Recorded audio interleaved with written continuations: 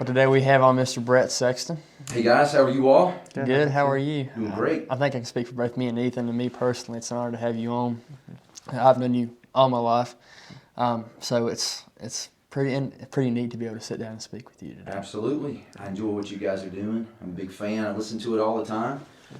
So I'm very thankful for what you guys are doing. I'm a huge podcaster myself. I love to listen to podcasts. It's kind of my comfort zone I go to when I get out of the office and stuff. Listen to that and learn. So thank you guys for what you do. Listen to your podcast at least weekly. Thank you. We appreciate it. Well, we always start the same way. Where did you grow up? Carroll County, Galax City, Virginia, born and raised. Graduate of Carroll County High School, class of 1994. It's hard to believe I've been out of school 31 years this year. Yeah. Graduated with your dad, Yes, sir. Luke, and go back 31 years, Carroll County High School. And which area of Carroll were you? Did you grow up in? Near Blue Ridge Country Club area, more toward the in between Woodlawn and Galax, still Galax City area, but I had Galax address, but yeah, in that area, pretty much born and raised, and went to the Glayville Elementary Schools, went to the Woodlawn Intermediate Schools, which was the best day. Shout out to Woodlawn Raiders, one of the greatest days of our lives, and then Carroll County High School. We went through 10th through 12th, because now I think Carroll is 9th through 12th. It is. Yeah. It is. You know, those were great times. So go ahead. I have to ask this question because I asked Luke, because he grew up in a similar area of the county. Do you consider yourselves a Galax person or a Hillsville person? Probably Galax, just because I was a little bit more this way, right? Yeah. Love Hillsville, all the folks over there, but I'm probably more of Galax, right? Now I have to call myself a maroon tide person because I got kids that goes to Galax and married my wife from Galax, so a bit of a convert, if you will, to Galax. Yep. So Glayville at that time, they've built onto it since then. Mm-hmm. I mean, it was built in the 60s. Yeah. It was K through 5th grade still, correct? K through 4th grade when I went there. Okay. Yeah. So what was unique? I had an uncle many years prior to that. Right, It was K through 5th. Mm-hmm. Then they brought it back down K through 4th. Okay. And then we left the Glayville kids. We got shipped over to Woodlawn, called Woodlawn Intermediate School. Right. Woodlawn actually went through K through 9th grade. Yeah. But then we entered over there as a 5th grader. Okay, 5th through 9th. And then it was kind of like you had St. Paul, you had Laurel, you had some of those schools. I think even back in the days they had Vaughn. School over near Freeze. It was a Carroll County school. I think so. You had Oakland, like where your dad was went. Lambsburg still open at that time? You know, that's a good question. Probably so in the 80s, I would imagine still. Mm-hmm. And so everybody kind of bust up to those intermediate school areas and or Hillsville. It was called at that time Hillsville Intermediate School, right. which would become Carroll County Middle School, right? Or Carroll County Intermediate School when you guys went there. And then we all just kind of got to the high school and it was like, wow, with it was everyone. big. Yeah, it was probably like you had to find your slot in your group, and you had you was overwhelmed, you know. Yeah. So at first, pretty much the Woodlawn people stuck with Woodlawn, Cana stuck with Cana, Hillsville stuck with Hillsville. Then you start exploring. It's like, man, I like some of those Cana people. Man, I love those Hillsville people, and you became great friends, and it was a good mixture of people. Yeah. So to look back, what did your parents do while you were growing up? My mom worked on and off part-time, different retail jobs. Predominantly, she stayed at home with my brother and I. My dad worked at Volvo for 41 years, nearly retired back in 2015. Kind of started there in 76, and he was right at the 41-year mark. He spent his whole career there. It's a good job for him. Provided well for my family and I, but we were, so that was his career. He worked in manufacturing, and he worked at Volvo Trucks out of Dublin, Virginia. Yeah. Yep. And you mentioned your siblings, older or younger? I got a brother that I grew up with, my brother Barry. He is into IT. He works for IT for a school system. He and my sister-in-law both work for the same school system out of Bedford, Virginia. Okay. And he's IT, network engineering, and all that stuff. So yeah, cool. Ethan probably interested. He gets all the brains on the computer side, man. He's got all the certifications with school, did all that, and that's where he does a lot of. I do have another half brother and sister I did not grow up with from my biological father. They grew up in Michigan. I have a brother that lives in Michigan. A half sister that lives in Michigan.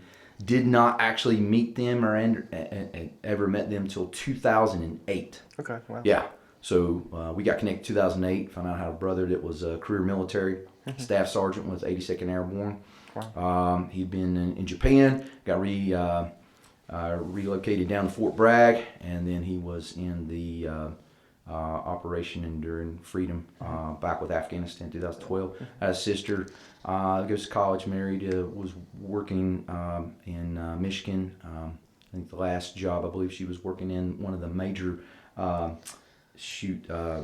yogurt factories that we eat. Yeah. So, but I did not grow up with them, so I'm not very, very close with them. But yeah, we do still stay in touch. Yep. So, as you're going up through school, do you have a favorite subject, something that really interested you? Man, I always loved phys ed. I really did. I like physical education. I liked history. I was not, I will say this for the record, I struggled in school when I was a bit younger. When I first started out school, I was kind of a social butterfly. I could talk to anybody and everybody. But we had something that time which I was labeled as learning disabled when I was a kid. Expressive writing disorder, all these little labels they put. We come to find out that is called ADHD in today's time. I did not know what it was. I'd listen to the teacher, look at them, read, a particular subject, have to answer a question. Had no clue what I just processed. They could tell it to me again. So, you guys probably read a sentence one time, you can answer the question. I had to read it 10 times just to understand what it said, and answer the question. When I go back to school, I loved math, but then I started struggling with math.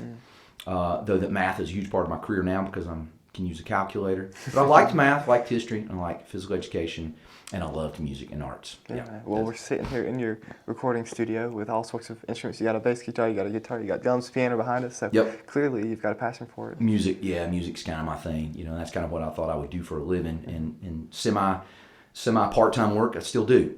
But music's my passion. Were you in the band in high school? So not at Carroll County. So back when we were in school, Woodlawn Raider Band was a intermediate middle school band. You could start the band in 7th grade, but you generally did not march. The 8th and 9th graders made up that band. I was between an 85 to a 90 to nearly 100 member band. Wow. I didn't realize that. And it was very, very large. And at that time, it seems like there was a lot of pride in local bands from Grayson County High School, Carroll County, Galax, and Woodlawn. And so we started, we marched between 8th and 9th grade. I was a drummer in the drum line.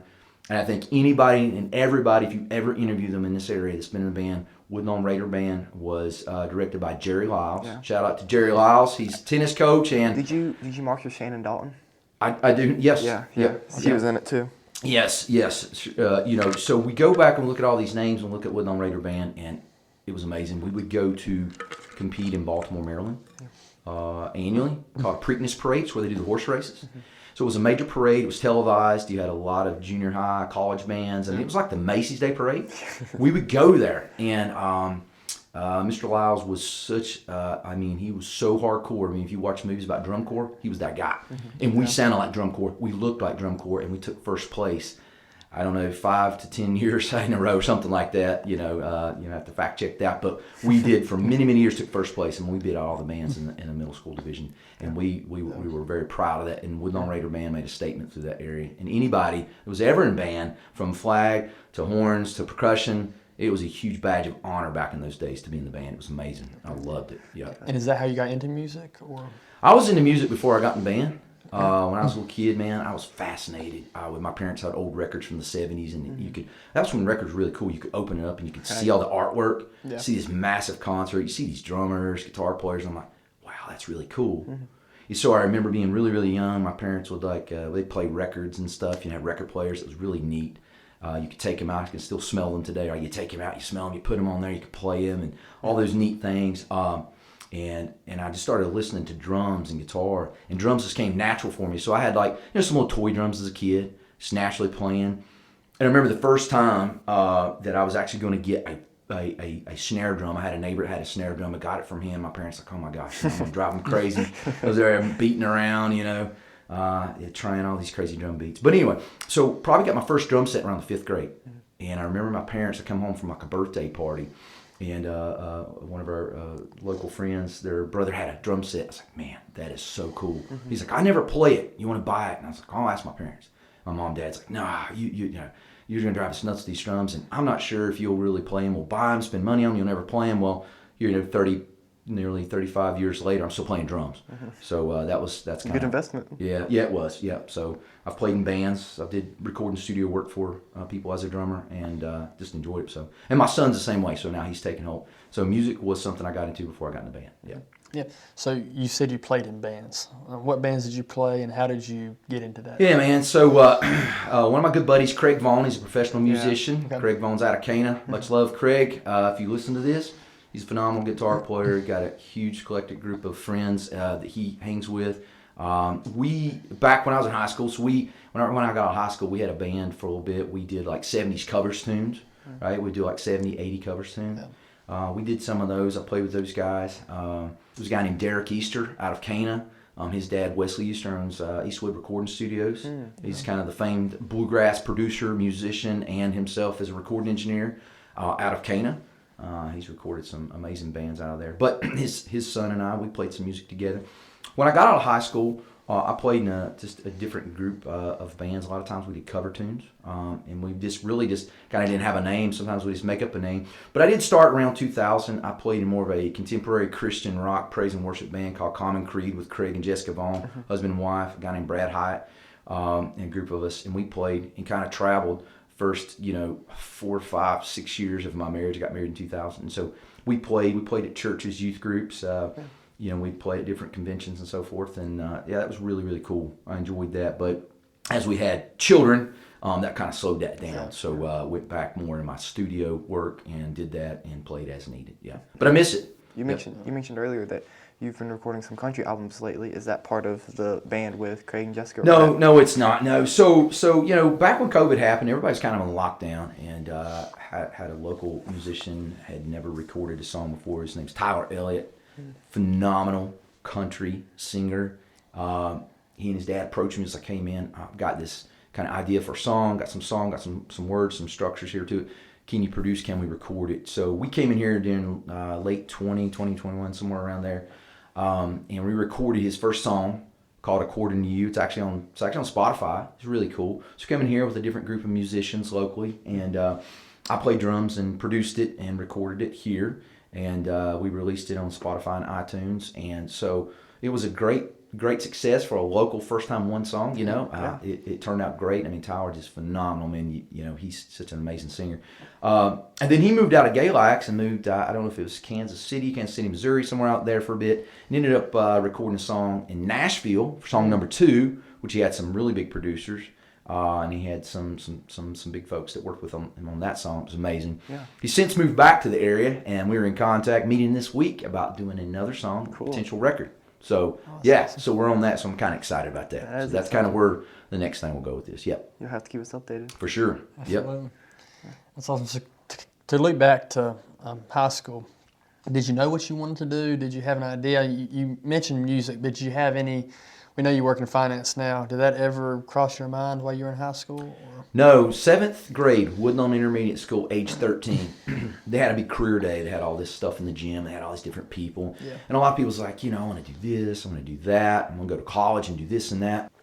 I said, I want to be a recording engineer. And somebody said, what in the heck is a recording engineer, and where did you come up with that? Well, when I was in the 7th grade, getting ready to be 8th grade, I met some older guys. They had went to, a guy went to Full Sail Arts and Recording School down in Florida, and he was a engineer and music producer, and he was also a bass player. There's another guy out of Fancy Gap, taught guitar for many, many years, a local legend named Stanley Widener. Anybody knows who he is? Shout out to Stanley, phenomenal guy, phenomenal guitar instructor for years. Doesn't he make guitars too? He may. I haven't talked to Stanley in a long time, but the guy's a phenomenal musician, right? So these guys were older than me. I was just some kid. So a schoolmate and he was a guitar player, I was a drummer. He knew these guys because he took some guitar lessons. There used to be a place called Jennings Music in Galax. I think it's a vape tobacco shop now. It's near Sheets, but it was like the music store, man. Yeah. Drums, guitars, amps, and Stanley was one of the guitar instructors downstairs. And everybody's like, this guy could breathe 1 second of a song, a bar of a song, and he could play it. So everybody went to him for guitar lessons. So I was about 13 years old, and I went to the studio with him and a couple other guys in King, North Carolina for the first time in a recording studio called Soundtrack Music. I walked in there, I was like 13. was like, oh my gosh, what's the guy doing behind the glass? It's turning all those knobs and all that. So for an ADHD mind, it's like, wow, that's crazy. This guy's got 5 million choices. And it's unlimited, right? And you can grab all those knobs. So I was like, yeah. So asked the guy, what's he do? And he said, hey, listen, he goes, I am a recording engineer. I, mixed sound, I record and produce it. So go back to the 7th grade. And I come into that day, and I knew from that day, man, I'm going to be a recording engineer. I'm going to school for music. I'm going to mix music. I didn't care about being some famous drummer. I wanted to turn the knobs and make the music sound good. So when it's hitting in the speakers in your car, that beat, I wanted to be that guy. I was like, man, I made that, So fast forward, graduated high school, right, 94. And I went to school for audio engineering and a recording. It was kind of more of a sort of certificated program out of Chillicothe, Ohio, called the Recording Workshop.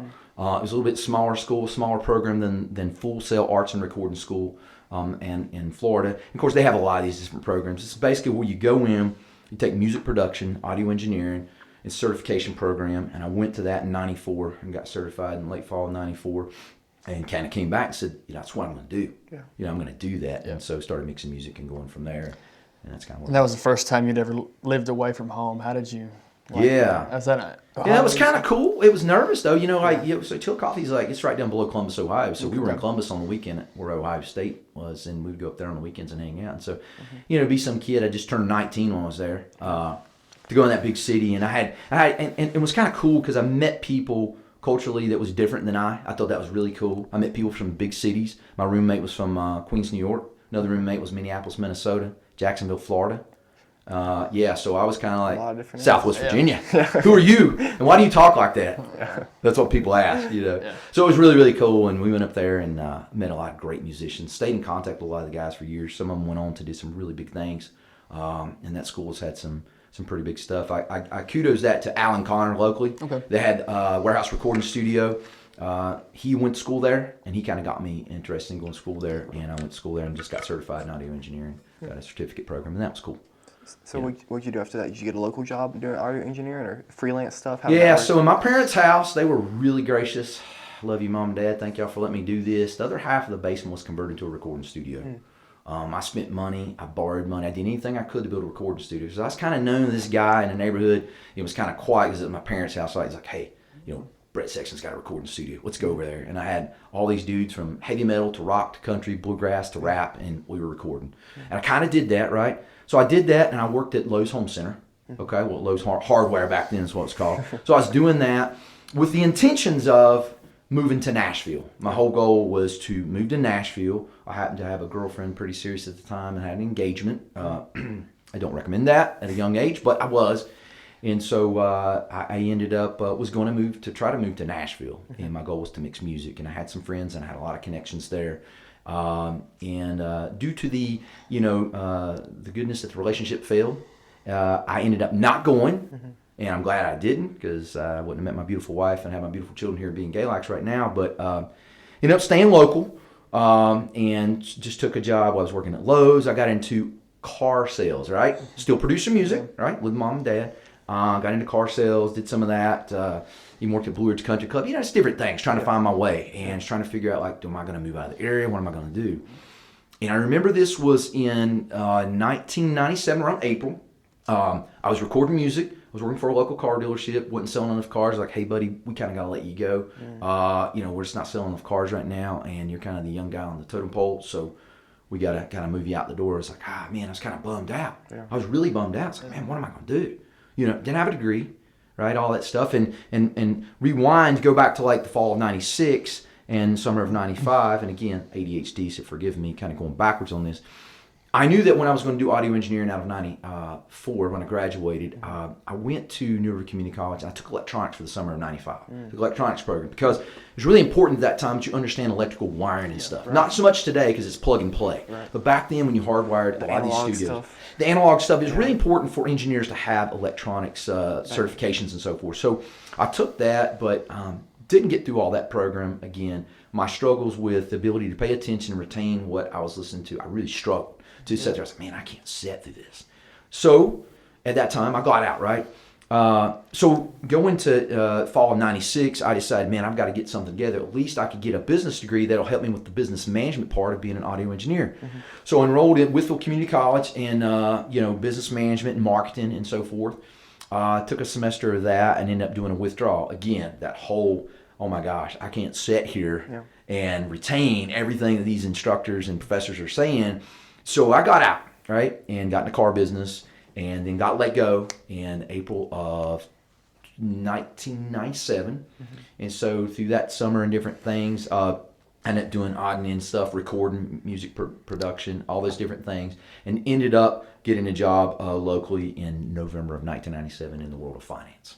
Yep. You worked at Rose's too at one point, didn't you not? Yeah. So I worked. I think everybody I've known has had a point they've worked at Rose's locally. Love it. It's a great job. I worked there. That was my second job. My first job was Horton Supermarket. It's really cool. Okay. Yeah. I really enjoyed that. It's cool. Worked there for like 3 or 4 months.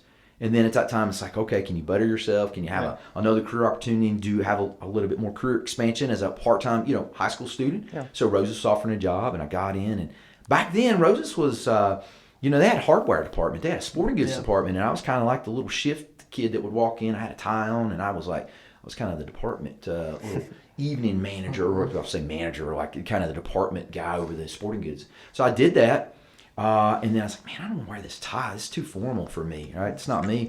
So they're like, if you could get into the stocking department, that was the cool kids in that department, right? Because they could kind of go around the store, they could lift heavy stuff, they could move stuff around, help people to the car with stuff. So I got into that. And then, of course, another opportunity came. Let's go to Lowe's. Man, everybody wanted to go to Lowe's. Yeah. Great opportunity, even more pay, and even bigger company that actually gave you stock back in those days. I was like, that was really cool. That's neat, yeah. Yeah, it was really cool. So I went to Lowe's, and I worked for Lowe's from 1993 until late kind of 95. Yep, before I kind of switched into car business and different things there. So, yeah. Yep, Rose's. So you said finance in 97. Yeah, I started finance. Started with a company called Commercial Credit. It was a consumer finance company right here in Galax. They were the owner of, and/or at that time, part owner of. I'm not sure the history. The Travelers Insurance Group. They were all part of the same company. And Commercial Credit was headquartered out of Baltimore, Maryland. It was a consumer finance company. I started in there just as a regular customer service rep. And from there, we made loans, personal loans, auto loans, secured, unsecured loans, and then we did some real estate lending. And I kind of worked my way up in that job, which later became City Financial, which merged with the City Bank Travelers Group merged in the late 90s, and they called it the City Group, which at that time was one of the largest financial mergers ever in history. It was massive, where they did lending, loans, banking, insurance, investments, and all that under one big roof. So I got into there and got into a management role with that company. But as a part of that, we were referring, business to their wealth management division and stuff. And I got very interested, like with audio engineering, like what do these guys and gals do? Yeah. And they were financial planners, financial advisors. And I got very interested in that role. I was like, wow, that's really cool. What do you do? And how do you work with our clients? Because we refer business to them. And they explained to me financial planning. And I was like, yeah, this is definitely my alley. Yeah. So around 2001 in that industry, I got into the financial services industry. Went and set for multiple different types of securities license, insurance license, and that's what I've done since. So I'm a financial advisor, financial planner, do wealth management, financial planning with a company out of Blacksburg, Virginia. It's been around since 1891, and I've been in that same role, that particular role for the last 19 and a half, almost 20 years, and do wealth management, financial planning. Yep. So you mentioned licenses and certifications and registrations and stuff. Are those? Do you have to enroll in formal courses to take the exams? You just study for them and then take them. How does that work? Yeah, there's both. So they got self-study, and then you've got major classes you can go to with instructions based. That's where I did majority of mine. I went to classes. You'd go to like the bigger areas like Charlotte or some of the bigger cities. Eventually now they do it online. Again, instructional based stuff. You don't have to leave your house. And so those courses are designed to get you through the securities registration for the different level of securities exams. They have securities license called Series 6, Series 7, Series 63, Series 65, 66s. Those are different security exam license. And so those courses are administered by FINRA, the Financial Industry Regulatory Authority groups and stuff, and they allow you to sit for those exams so you can legally provide financial and investment advice. Right. And you have to be registered with them and registered with an investment firm to do that type of work. Yep. Do you enjoy it? I love it. Yeah, it's a good career, and it's really, I love helping people. Mm-hmm. Ultimately, I love helping people. And I would say that's the number one satisfaction. And I love helping people in very complex situations. Right. That was the same way from producing music, right? Like, hey, we got a band, but we can't make our music sound good, right? So that took that interest from me to let me mix a record for you. Let me do that. Same way with finance. I love helping people and helping people do planning and stuff and very complex things. That's an area that I love. And so going back and saying, well, all your educational stuff, you struggle with this and that. I don't in that. That was just something that just comes very, very natural. I understand it. First time I read a sentence in the book, it's like, boom, I get it, understand it. It all makes sense to me. And so, and there's this big stigma around people that has ADHD that like, oh, well, they're learning to say with this. No, really, if you go and you read, a lot of people with ADHD or dyslexia and different things that has those different are highly intelligent. We just learn in a different way, right? You guys could literally read a book right now, read it one time, and make an A or a B, right? I've got to read it 10 times to make a C, but here's the deal. Come and see me 10 years later, and I'll remember that book verbatim that I made a C on, and now I probably make an A on it, but right out of the gate, I was only making a C. So that's probably the difference with people like us, because we have some of these compartmentalized things that we can lock in and memorize it, 10, 20, 30 years down the road and still memorize it. So that's what's helped me in the world of my role of what I do, And you are a great talker. Do you think that helps you in your business now, being able to talk to clients and have that repertoire? Communication is absolutely the key. I think that's the effective key to any type of business in which you've got to communicate, sales or service. You've got to be able to have good communication skills. You've got to be able to take what is considered complex, right? If I go to a doctor, I don't want them to use medical jargon with me, right? I want them to explain to me, your ear is infected because you've got, allergies because you got mud in it, mud wrestling or something, right? And you've got an infection, we need to put you on an antibiotic and it'll clear it up. Great. Right. So effective communication is extremely important, and I try to pride myself on being able to communicate what is complex and break it down where it makes it more simplistic. I will say this, get picked on because I overtalk. I am guilty of that. That's for the record. I probably wear people out, and I come with high energy because I'm passionate. And I don't say that being arrogant. I just come passionate, man. Since I've been a little boy, I've got a lot of energy. My son's the same way. We get picked on like, oh my God, here comes Brett. Here it comes, but I bring the energy, and it's not that I'm trying to be some, over the top outlandish fool. I just come in with a lot of energy, and I'm just passionate about life, And so, but communicating to people, yes, I think that's a really, really important skill to have, because I could not do what I do without effective and clear and concise communication. Of course. Absolutely. You're wearing a Garmin watch? Is that a Garmin, or is that a? Well, this one is the old rugged Casio, but I do have a Garmin, and I love it. Are you a sports guy? I love fitness. Yeah. Man, since I've been a kid, I love fitness. Eat, sleep, breathe fitness. Fitness is a big part of my life. It's not only good for the physical health, as everybody says, but it's so good for your mental well-being. It's so good to calm people like me down, people that's really hyperactive, right? I can go and release that channel of energy through fitness. I work out. I've trained martial arts for many years. I like all that. So I pride my fitness, both physical fitness and mental health. And so I couple the physical fitness with daily mental motivation. I listen to podcasts always talking about like personal development, personal, mental, spiritual well-being, right? And so I try to make that is absolutely a priority in my life, because I think at the end of the day, a lot of people look from the neck down how you look, but they often lose sight on what's most important up top, right? And so, you can be the most physically fit looking individual on the body, right? Aesthetics and all that stuff, but mentally be a wreck. And for me, I think it's twofold. I think you've got to work on your mental status and you got to work on your physical. And I do that through podcasts, through daily mindset, motivation, books, self and personal development. I read those daily, along with my spiritual faith with the Bible, and that's what I do daily. Yep. And do you have stress with your job? How did 2008 and 2009 affect your sector? Wow. Well, anything and everybody that worked in anything finance or any job, let's say, the Great Recession was the worst recession known to history that ever, right? Second to the Great Depression. I learned a lot. I've always heard that in the roughest, toughest times is where you really find out who you are. It was one of the greatest and worst things that ever happened to me because, working in an extremely stressful environment in my career, right? You had headline news where banks were collapsing, financial markets, people losing retirement accounts, all those things. You had to deal, and you had to learn how to deal with emotional stress from people. You had to learn people. It helped me to better learn people because when you can understand what is fear of a person, right? What is that fear? What's causing it? How can you calm that? How can you understand what they're... Don't immediately go on the defense. Listen to them. Hear them out. What is their fears? Some of them is valid. Some of them's invalid. I've always heard the word fear is false evidence appearing real, right? I've heard that a lot of times, and I found that to be true. But going back to 2008 and 9, yeah, man, it was tough, and the stress was really, really tough. And I will say at that time, that was an area that I did not prioritize my physical health as much. And, I went through a little bit of weight gain. I was had a young child at the time, very stressful, right, in my job. So I had to learn how to do a reset.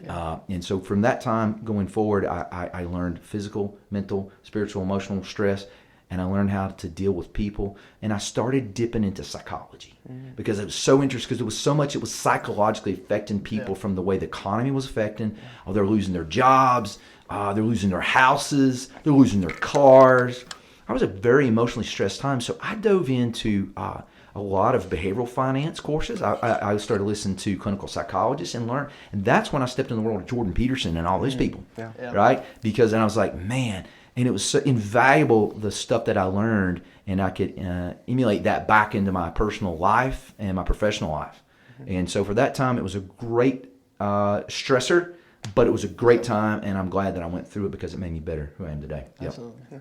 You mentioned Jordan Peterson, and Luke and I often joke about Dave Ramsey. I'm personally a big fan. Luke, maybe not so much. What do you think about Dave? I like Dave Ramsey. I think Dave's got his place. I think everybody has their place. You know, there's good and bad, and you can argue. Dave's one of those guys when they go out and talk about, don't spend money till you have the cash to pay for it. Well, I don't know, this home here, I don't have the cash to pay for it, hence the reason there's a mortgage, right? People, I know we go back and look at our grandparents' days. Well, my granddaddy and grandma never bought anything till they had cash. Well, unfortunately, we're not in grandmother and grandfather's economy. If granddad and grandma had to come today, they would be homeless and it'd be carless.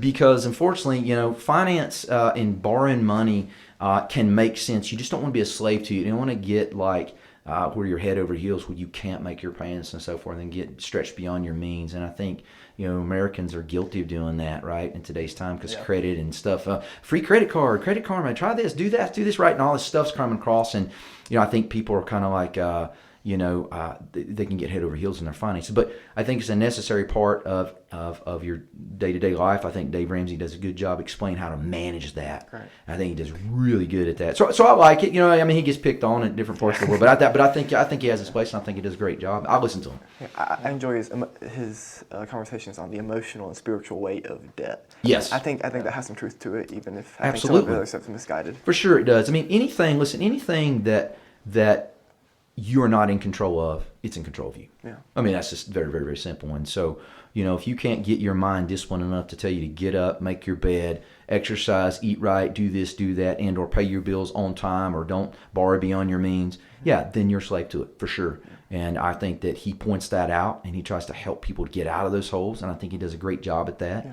And then there's other people that has other areas of strength that they coach and guide people on, and I think you can take value from everybody, even some of the roughest, toughest, alpha male taunting, Instagram, look at me kind of folks. 99% of their stuff may be fluff, but there might be 1% that you can actually take from them. And I try to take the good out of every conversation, every person, every situation or person I come across with, and emulate that back in my life, or put that into my my learning toolbox so that I can pick it out and use it at some point if I need it. Yeah. So you mentioned mental health. How did martial arts help you? And if you can take us back and work us through the process. Yeah. So I will say this: I started martial arts in March of 1997. About a month before I found out I was going to lose my job selling cars. At the exact year that I was actually lost probably the most, really, I think car sales is a phenomenal industry. I didn't see myself doing it for a long term, right, for me. Yeah.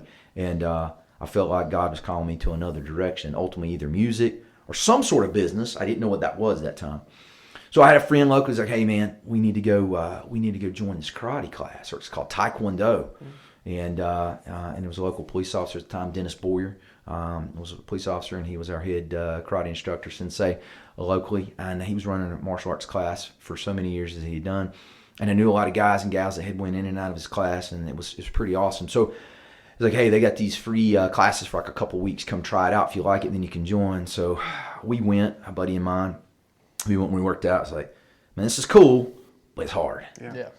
And then, so after a couple of weeks, we discussed. I was like, I'm not sure, man, if this is for me. It's like, it's kind of hard. It's kind of tough. And then we both looked at each other. I was like, yeah, but if it's hard, that means it's going to eventually be good and be fun, because if you do everything that's easy, you never get better. Right. So I was like, let's go do it. Let's commit. So we shook our hands with each other, made a promise. Hey, you know what? We're not only going to do it and train and quit like so many do.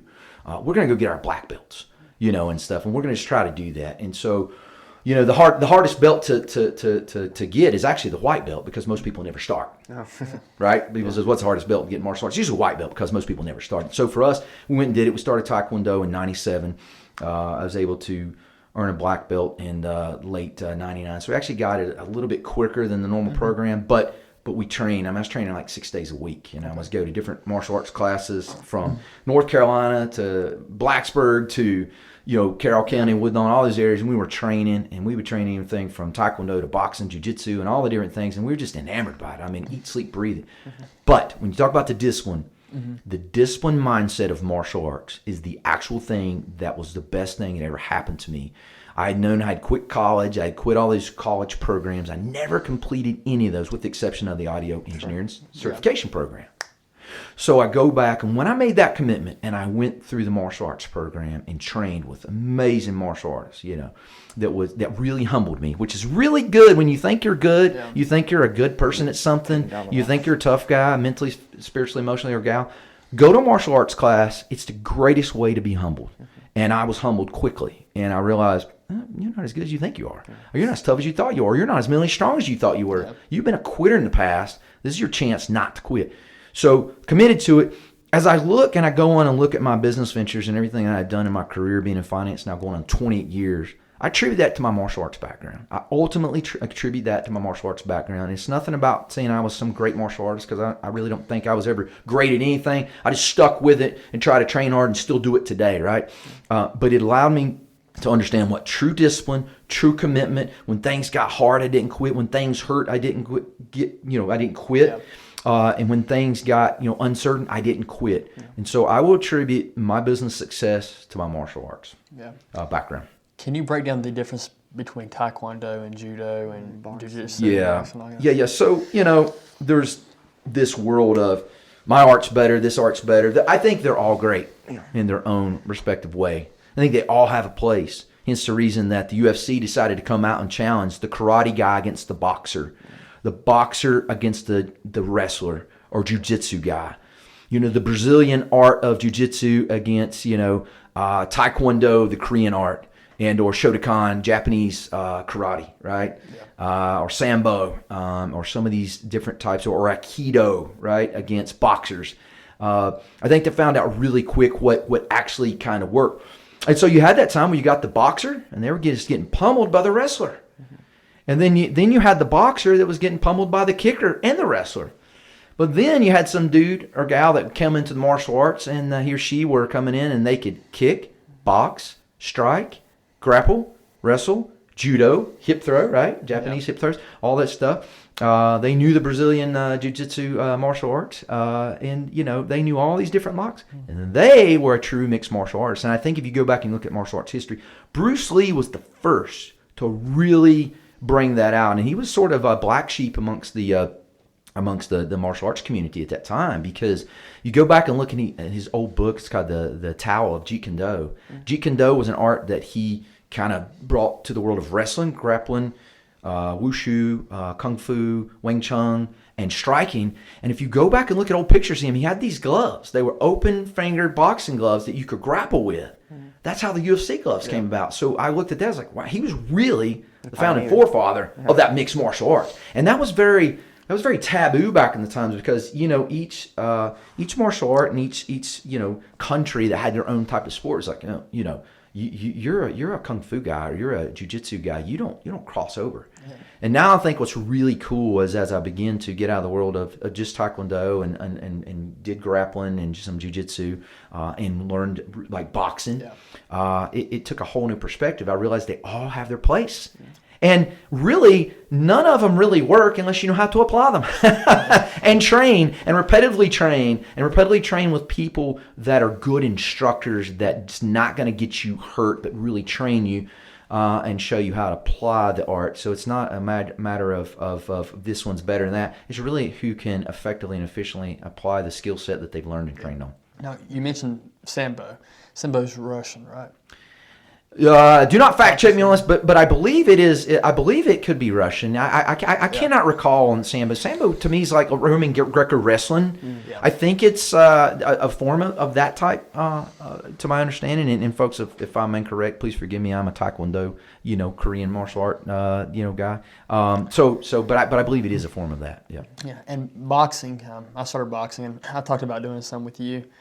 It used to be huge. It used to be the thing, right? And you kind of see that transition to UFC and MMA. Yep. Do you think because MMA is more interesting to people, you think that's why you're seeing that switch over? Because you're seeing kind of everything kind of come together. Yeah, I think what happened was, boxing was a massive moneymaker. You had the days of Tyson. I'm a huge Tyson fan. You did the days of Roy Jones Jr. You go out there, you look at Vander Holyfield, all those amazing boxers, Larry Holmes, all these guys. And then the world of the UFC came.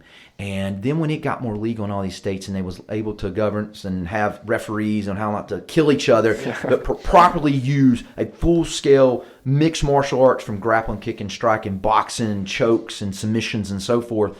And then the money got really big. And I think it overrode boxing for a while. But see, boxing's making a comeback now. And I think you attribute that to some of these YouTubers that started making it kind of popular again. Like, man, we want to see Tyson come out of the woods and fight Jake Paul and then Logan and all these guys that's going on live. Showtime boxing, all these former boxers, the McGregors and the Mayweathers of the world. Boxing's making a comeback though. For me, I love watching boxing, but I go and I look at true martial arts and the respect of martial arts and boxing and what's really really cool is you see someone like and he's one of my favorite martial artists, was a Vitor Belfort, was like a jiu-jitsu guy. But when he was in the ring, as soon as that referee said fight, he ran in. He's just running straight punches, like knocking people out like a dang monster with his hands. I'm like, oh, this guy's a jiu-jitsu guy. And you've rarely seen him do that. And he was more of a striker. Then you have a guy like Lyoto Machida. It's more of a karate kind of guy. But yeah, he can grapple and he can box and he can strike and he can kick and then he can get on the ground. And that just makes it so exciting. So for me, I think boxing is an integral part of all that. I mean, if you look at any street scenario, a punch is going to be thrown. But then that jiu-jitsu guy said, you can only punch me as long as you can swing, and I'm not choking you out, right? So BJJ is getting extremely popular in the U.S. I think Gracie did he start that type of Gracie's flourishing of listen, I know in the United States when you start seeing when you started seeing the UFC come over, and it started in Colorado in 1993. I'll never forget. I was working at Lowe's. People said, man, we've got this underground fight video. It's illegal everywhere else, but it's just come out. It's called the UFC. Like, man, give me the VHS tape. Let's watch it. And it was like no holds barred. There was, a 400-pound guy fighting a 160-pound guy. It's like, that's kind of brutal, but kind of exciting to see that. And might I state for the record, I don't like to see unnecessary violence. I don't want to see people get hurt. I love to be able to train with people, bang with people, and spar, and you're shaking hands and hugging each other and you're learning from that. I like the puzzle of martial arts, picking apart another man and their strength or another woman and their strength and working with each other. But when that came out, man, it was so brutal and so crazy. You look at that and it was unchecked, right? You had it's anything go, and people were going to get killed eventually, I think. But you go and you look today, I think it's probably safe to say that MMA, now that it is refereed properly, probably could be in a sense safer than just boxing headshot. Now, I don't say that to offend anybody in the boxing world. I'm just saying that I'm just going by, not my words, I'm just going by what the medical community's saying.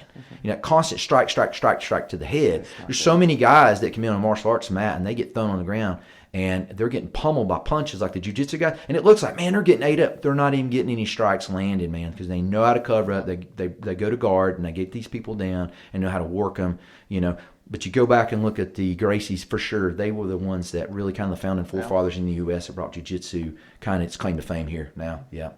Well, now, I mean, you mentioned constant pounding. There's so much more knowledge about CTE. There is. And stuff now, and you realize how dangerous that stuff is for the brain. I mean, just that constant headshots. I mean, so that most definitely you can see why people are much less football is now, the contact sports, particularly football. Now they're coming back after the fact. These guys have been hitting the head so many times hard, and they're like, man. Now we're realizing, the head contact is just not healthy at any age. People says, well, I don't want my son Johnny to play football till he's at least, 16. He's a little bit more developed. I don't care if you're 6, 16, or 60. Based on everything that I've ever read or heard, true hardcore head contact with the brain is striking the skull and concussing. Can't be healthy. No. Just saying. And they're having more and more problems. But unfortunately, the world of martial arts, that's part of it. They say that there's a lot of head injuries in soccer, right? Yeah. You look at all these sports and stuff. And so as we learn more and more about it, I think the medical community, the sports community, hopefully they're going to find more and more ways to make some of these sports a little bit more safer.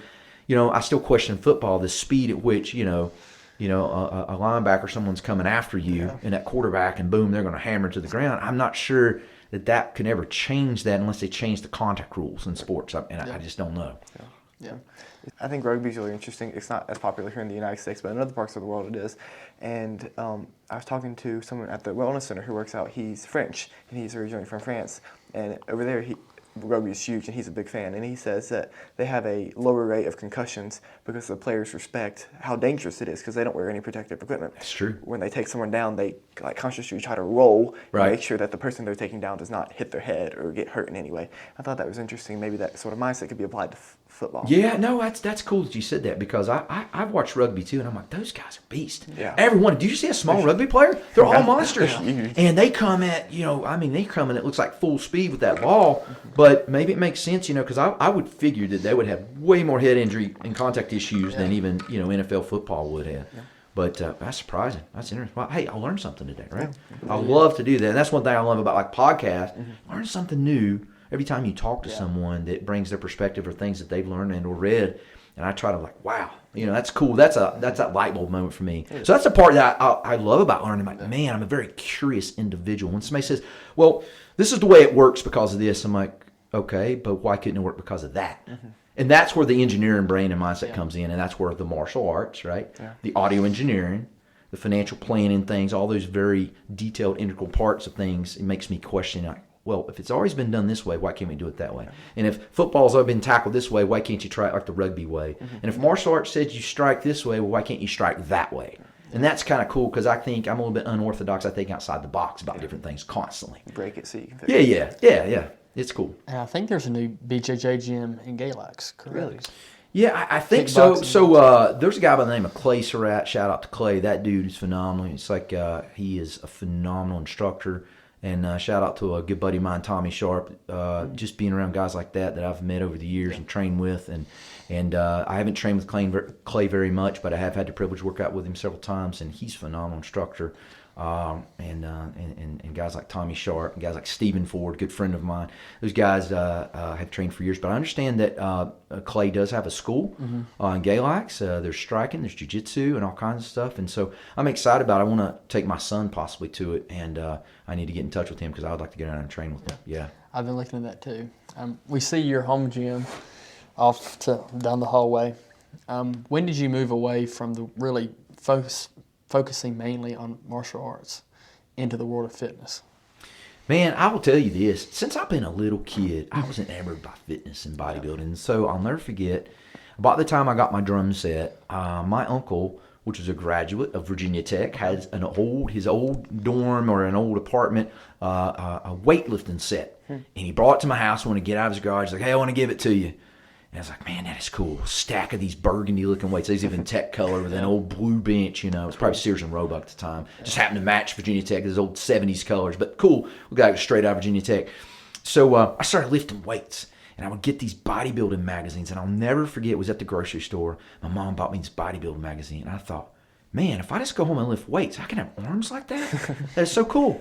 So I'll never forget, I seen the dude in the pictures, and he's like doing these arm curls. So I put as much as I could, stood against the wall. They call that a strict curl. Yeah. And I'm 5th grade, but you know, if I'm a buck, if I don't even weigh 100 pounds, right? I'm 85 pounds, dripping wet maybe. So I'm sitting there and I'm curling like my whole body weight, trying to and I'm straining every little bitty blood vessel in my whole body. And I do it as many times as I could. I could not play drums for a month. I destroyed my arms. Yeah. So I was into fitness. I go back to the Rocky days. Like I'm 49. I grew up in the days of Rocky. When you would go with a Karate Kid, which I'm going to go see tonight, by the way, the new one. Cannot wait. It comes on tonight. Okay. Yeah, it's awesome. The new one. It's on at Galax. Yeah. Really? The new Karate Kid. Yeah. It's got Jackie Chan is kind of the spinoff of Mr. Miyagi. I think he's in it. And, of course, you've got Daniel LaRusso, Ralph Macchio is still playing some of his original parts. So that's kind of cool. Yeah, it's the new Karate Kid, so I'm excited about watching. But go back to the days of Rocky. Rocky 4 was one of the best ones, where Rocky fights the Russian, Drago, right? I had a record, and you could buy it at the Roses, I think, right? And you could open the record up, and it had all the training, music, and everything. And so back then, we had the old VHS recorder. My mom and dad had recorded it on television. And I would go and I would pause the video, and I would watch the video where Rocky's training. The Russian, he's training on hind gear. Rocky's outside, doing squats with on a horse buggy in the deep snow. And then, Drago's doing these regular setups with weighted setups, and Rocky's hanging over in some sort of horse shed, going up to the pull-ups, I was doing that on my swing set outside and fell and bit a hole in my tongue. That's another story. I'll tell you that one. But I would train, and I would take medical tape, and I'd spray myself with wet water, look like I'm sweating, and I would train for hours. For hours. My mom's, he's a crazy kid down here. He's doing it. So I would train. I try to do push-ups on one hand. So I started in that area. Karate Kid came out, right? 84, something at a time. I practiced martial arts, and so I was learning martial arts kicks and stuff. And I had a distant cousin that had taken martial arts a little bit, and I'd see him occasionally at family functions in the summer, and I'd ask him about karate kicks and stuff, and he would kind of explain it to me. He showed me a couple, and so I really started getting books in the book fair like karate, and I'd try to practice the kicks. And so I started learning karate, and I started doing fitness, and I started jogging. I would try to work on boxing, and I'd try to lift heavy things, calisthenics, just because I felt like a man. I wasn't, but I felt like one. And I would listen to that cool music. And so, a product of the 80s, that's how you got inspired. That was before you drank pre-workout. Yeah. Your pre-workout was listen to a Rocky song, there's no easy way out, box, run outside till you pass out from the heat, do push-ups in the dirt on your knuckles, and I kind of grew up in that area where I love it. And to this day, being 49, man, I still feel like I'm the 10-year-old kid doing that. And I love it, and that's what I do. So when I do these training, my son and I, we get down there, and I see my son being 12, right? And he'll box, and he'll kick, and he'll lift weights, and I just look at me I see just a mini-me, right? And I'm like, oh, man, it brings me back. So that gives me inspiration. So I'm at 49, I'm still doing that stuff, man. And to the day I die, Lord willing, man, I'm going to keep moving. I'm going to keep moving and keep doing it, because I think it's a huge part of my life. But I think fitness and mental fitness and martial arts will always be a part of my life. Yeah, I think that really helps longevity too. You'll see these older individuals who are 90, and some of them get around really well because they kept moving. Yeah. Then others, once they retire, they kind of stop doing things, and you can tell that I think they said harder. Bodies in motion are meant to stay in motion. Yeah, they are. So. Don't stop moving. You hear about people a lot of times. Oftentimes they go to Walmart and they said, Jim Bob over here or Betty was bending over and she just picked up a 6-pack of Coke or water and she just tore her back out of pieces. Well, I'm no doctor. I'm no medical professional. I'm no chiropractor. But generally, most likely speaking, if she didn't have back injury prior to that, it's because she didn't use her back. Her hip flexors are tight. Her lower back's tight. Her muscles are tight. It wasn't much. She never did that move. Yeah. She never bent over and did it. Usually it's on a counter level, right? It's just it's like riding a bicycle. It's like I've ridden a bicycle all my life, but let's say that I had never ridden a bicycle from the age of 10 until the age of 49. I could still crawl on a bicycle and pedal a bicycle because the problem of it is I'm not going to be as good as I was at 10 because it's something I don't do every day. So I think it's either you use it or you lose it. I mean. We used to train with a guy, back in the days, we called him the old guy. He's like high 40s, 50. Yeah. And the dude was beating the snot out of us young guys because he used it. Yeah. And then I've been in gyms where there's guys still in their 60s boxing, and they will beat the snot out of you because they still use it. They still got good reflexes, you know. And people says, well, you can't outrun Father Time, and yeah, but you know, it's like the placebo effect. If you believe you can, then keep doing it. As long as you believe you can do it. It's kind of like that hope you hear about these folks that got shot down in World War II. They're out in the water. They still had hope. I'm going to come out of here. I'm going to live, and they did because they had hope. And those people that loses hope and or loses perspective that they can or can't, if they say, I just can't, I'm going to die out here, then you will. You'll die out there. But for me, to the day I die. And the day I die, I want to die on empty because I want to know I gave 110%. So today, it's like, hey, man, this guy's going on the road, man. We just podcasted with him this morning. He's hyper like he drank 10 Red Bulls. I did not have a Red Bull, but I did have an energy drink earlier. You know, I want to die on empty, man. Yeah. That I was passionate. I was me. I was genuine. And I was true. And my goal was to keep moving till the day I die and die on empty. That's me. How do you feel about supplements such as... Man, that is a very that's a really gray subject so much with today with so many supplements, and you know, like you got these kids in some NCAA sports and they're like, oh man, I was just taking a pre-workout, now I'm banned. It's like, really, what was in it? I don't know, some sort of like, you know, steroid or bad banned substance, right? You know, for me, I think supplementation within reason is probably appropriate and proper under the guidance of a doctor. My always thing was this, because I'm always a questioning individual, questioning things. Well, why should I take a pre-workout, or why should I take a creatine, or why should I take a protein powder versus eating a steak, right? So for me, I try to really educate myself on number one. Number two, I think it's really important for people to know what they're putting in their body. And I know today, with so much things from the local restaurants to the brand name restaurants of what's in food, what's not in food. This agenda says this is in the food, we got to stop it. This group over here says no, it's safe. I don't know, but I think sports supplementation has its place. You know, for me, I take some standard vitamins, your D's that generally people are low on, your magnesium that people are generally low on, some of your C's, and some of those standard, you know, staples that I take. I also have my blood checked with a doctor, annual or semi-annual, to check those levels to make sure. It's like, oh, I've been taking all this D thinking I needed D. It's like, no, your D is super high, which can cause problems. But if your D is super low, it'll cause problems also. So I want to maintain that healthy thing. So I have my blood checked for that.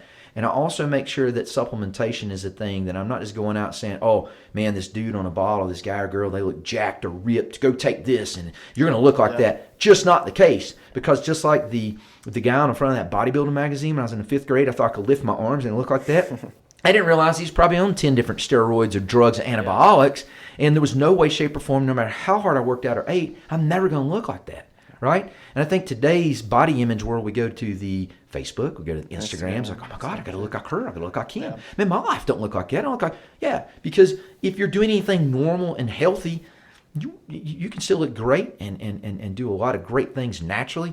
But there's a lot of the stuff online, you know, and I might get some flack for this, you know, the fitness people, some of these people, they sell a bill of goods. It's like, come sign up for my program. Yeah, but you're taking 10 different types of things, either under the administration of a doctor or not, and then you're telling Johnny Rod or Cindy or Bob over here that they can do the exact same thing. Just sign up for $100 a month. And I just think that's fluff, and I think that's how some of these supplements are sold today. And for me, you know, I try to get through the fluff, read about it, what's in it, and is it verified by any third-party source like a National Sports Federation that for banned substances? I try to make sure I don't put anything in my body that says that doesn't. If it says the word proprietary product, I don't take it. I don't want no proprietary, you know, scientific blend that Frankenstein did in his basement. I want something that's legit, you know, to the best of my ability. But I don't supplement with a lot of excess stuff. I talked to a nutritionist at Tech, and he said hydration's huge. Yes. With creatine. Yes. Creatine? He said that and hydration. He said those are the two he really recommends together. For sure. Water and that. He said anything else really kind of get hairy. He said that's pretty much like the most tested supplement out there right now. Yeah, I mean, creatine's been around forever. They've tested, it's naturally in your food, too. Yeah, it's in food, meats, and different things. And so for me, like, I drink a gallon to 3/4 gallon a day. Every single day. I carry a jug of water with me. And I kind of get picked on, you know, got a briefcase slung on my shoulder, and I got a big jug. I look pretty. I'm like, you know, so I'm doing. I usually get a jug of water every single day, and I realize when I'm not properly hydrated, sometimes I start to get, my head's kind of hurting. Yeah. So I'll gulp down some water. Man, I start feeling better. Yeah. So hydration for me has been the huge key. It's also helped me to lose weight and maintain a good, healthy, balanced weight. Now, too much of a good thing can be a bad thing, but it's like, oh, I drink 3 gallons of water. Probably not good. There's things called electrolytes in the blood that you probably got to, keep them up there. Make sure that they're okay. And I supplement with electrolytes too, right? On days that I've been out sweating or training, or, we did the Murph workout last week. Yeah. The Murph workout, the CrossFit workout, which is super intense. I made sure that I had electrolytes in my water because that's a super intense workout. I was sweating a lot, running, lots and lots and lots of physical activity during that workout, and it's like you can get depleted quick and fall over. So for me, I try to do that. So I use electrolytes. I have some creatine, protein. I keep a pre-workout now. I used to got addicted to it. It's like, oh, I'll take it every single day. Don't need it. For me, I just went to natural lemon water and a caffeine pill with nothing else in it. Just if I want 200 milligrams caffeine, I don't have to drink a Red Bull. I don't have to drink a drink. Have some natural lemon water for cleansing. Take a caffeine pill and have water. And I do intermittent fasting. I'm a huge intermittent fasting person. I do a 16-8 fast, sometimes 18, 19-hour fast, at least 4 days a week, consistently. And that's Have you done a 48-hour fast before? I've never done a 48-hour fast. I've done a 36-hour fast, and for me, that gets pretty tough. Yeah. But again, it gets into a mental mindset. Yeah. It's a mental thing. Eating. Sometimes you can just eat to be eating, and it takes great discipline to be. What's the word I'm looking for? To go a long time without food, right? To get intermittent fast, it takes discipline. But what I found for people like me that has hyperactivity disorder, focus issues, when I'm on an intermittent fast and I'm at the office, right, I'm so much more focused. Yeah. Man, I'm so much more focused. And when I break my fast, instead of going and eating, some big carbohydrated, burger and fry meal, I don't do that either. Because after that, you're like, oh my gosh, your insulin spikes. You're like, oh my gosh, I'm so tired, I'm sleepy. Yeah. So, right, I'm cautious about what I put in my body after that. So I really watch what I eat during the weekdays, and then on the weekends try to have me a nice whatever, because I'm not having to sit in front of a computer and stay focused and stuff. So it helps. Yep, absolutely. Can you talk about the importance of sleep for recovery and after workouts and stuff? Man, I will tell you this, sleep. I heard a guy, when you just said that someone told you, a nutritionist said that water was a huge thing. Yeah. Sleep is probably one of the most natural anabolics you can ever have in your body is sleep. Because your body rebuilds, recalibrates, it refocuses both the brain, mental, physical, spiritual, all of the components of the body, from all the organs, all the blood, everything in the body is a reset, man. Your sleep, sleep, you will die without sleep eventually. Yeah. And there's some people's like, well, I only sleep like 2 hours a night. You better go to a sleep doctor. Something's going on. Yeah. You have to have more than 2 hours of sleep a night, right? So for me, man, I prioritize my sleep during the weekdays. I really try to have a hard line cut off, 10:30, 11 o'clock. And go to about 6 hours. That's 7 hours, man. I got to have that 7 hours. If I have many nights where I'm 6 hours, sub 6 hours, and I don't feel great. Yeah. So, 7 hours to 8 hours, 7 hours, that's kind of my go-to. And when I do that, I feel like $1,000,000. And then every Sunday, for as long as I can remember, particularly all the years I've been married for 25 years, we do an hour, 2 hour nap every Sunday, generally every single weekend. And I've done it since my kids have been little. My kids do it. Get an hour. I just reset. Yeah. And I have to have that. And for me, sleep's a major priority. Yeah. You mentioned some of these influencers, fitness influencers, financial people, and sometimes it seems like they take sleep for granted. Like I wake up at 4 a.m. every morning and do this stuff, and you see how much I'm so much more productive. Is that just a give and take with you, where you take some of their advice, like you stated before, and some of them not? Yeah, for me, it's kind of like this. You got to keep grinding. You got to be productive. You got to do this. And they're all screaming in the microphone, do this. I don't sleep. I'll sleep when I die. I do all this. I'm like, well, you'll be dead sooner if you don't go sleeping. So, if you want that, maybe that works for you. But for me, fitness and sleep and everything in moderation. So you hear these folks say that. For me, I don't know. I just think sometimes it's just one of those over-the-top selling points that they're just trying to, I grind, my passion wakes me up. My passion does wake me up, believe it or not. It actually does. I wake up passionate. However, I'm not as passionate to wake up if I just went to bed 2 hours before that. Right. Yeah. So for me, I believe that, when those people, you might do it for a little while, right? You might do it when you're in your 20s. Because I could go in my 20s and I could grind and go crazy and do this and do that and go out and sleep 2 or 3 hours. But by the time you get about 30, which is when males' testosterone starts dropping consistently every year on average. Sleep is a big byproduct of helping to make that back up and help you recover better. So for me, I'm always going to prioritize sleep. Yeah. I don't care because, I can grind and go hard. I think it's all discipline. Like you got 24 hours a day, was that 84,000? 84,600 minutes. There you go. Yeah. You got it down, right? Everybody, rich, poor, happy, sad, we all got the same. And for me, you got to balance out your sleep during that time. And during your productive time, you know, and I've had days, and I will say this, I've had days where I'm like, man, I worked hard, I worked 8 hours, and I got nothing freaking done. Yeah. I worked hard, but I didn't get anything done. Then I know people that can really work hard for 3 hours, and they got more done in 3 hours than what I did in 8. It's how you apply it, and it's how you do it. And so sleep, to me, is absolutely important. Couple that with business, couple that with discipline. When it's time to work, work. Yeah. When it's time to chill, chill. Yeah. When it's time to sleep, sleep. Everything has its place. Everything has its purpose, and everything has its thing within moderation. And for me, I will always be one of those. I try to balance out moderation on that. Do you run any? I am not a runner. That is for the record, 10,000%. I am not a runner. I did find out, though, on Sunday when I did the Murph. The Murph consists of a 1 mile run, 100 pull-ups, 200 push-ups, 300 air squats, and run a mile. I will say it's the first time I've ran, a couple of miles in a workout in probably about 3 or 4 months. And I felt great, but I'm not a runner, and I'll tell you this one. It probably goes back to my attention deficit focus, because I'll be running. It's like I've ran with some guys like, hey man, let's go on a jog on the River Trail. Let's run 3 miles. I've done it. Yeah. I'm over there chasing squirrels, man. Run through the woods like, dude, get over here. You got to get back to running. So what works for me, I like to run in small steps, and then I like to go and I like to lift, and I'll work out, and I'll do push-ups, and I'll do the pull-ups, or I'll hit a heavy bag, or I'll kick. I'll do body squats, or I'll do burpees. All that works for me. And, and everybody's different. But if you told me right now, I've got to go run a marathon, I'll probably take some sort of other torturous option instead, just because I'm not a runner. But I think running is I think it's important as part of fitness, But for me, I like that balance between runners. And I've heard a lot of guys locally say, and I think it's kind of a motto, it's like, I want to outlift the runners and outrun the lifters. Okay, yeah. I think that works for me, being somewhere in between there. Yeah. For me, I'm not this jacked guy, and I'm not this outstanding David Goggins, let's run 70 miles in the desert kind of guy. I want to kind of be just somewhere moderately. I'm not sure if you know who Nick Barry is. He does the hybrid athlete. Love Nick Barry. Yeah. Okay. Yeah. Yep. Got his hat upstairs. Really? Yeah. Have you read his book? It's really good. I haven't. I think it's 25 hours a day.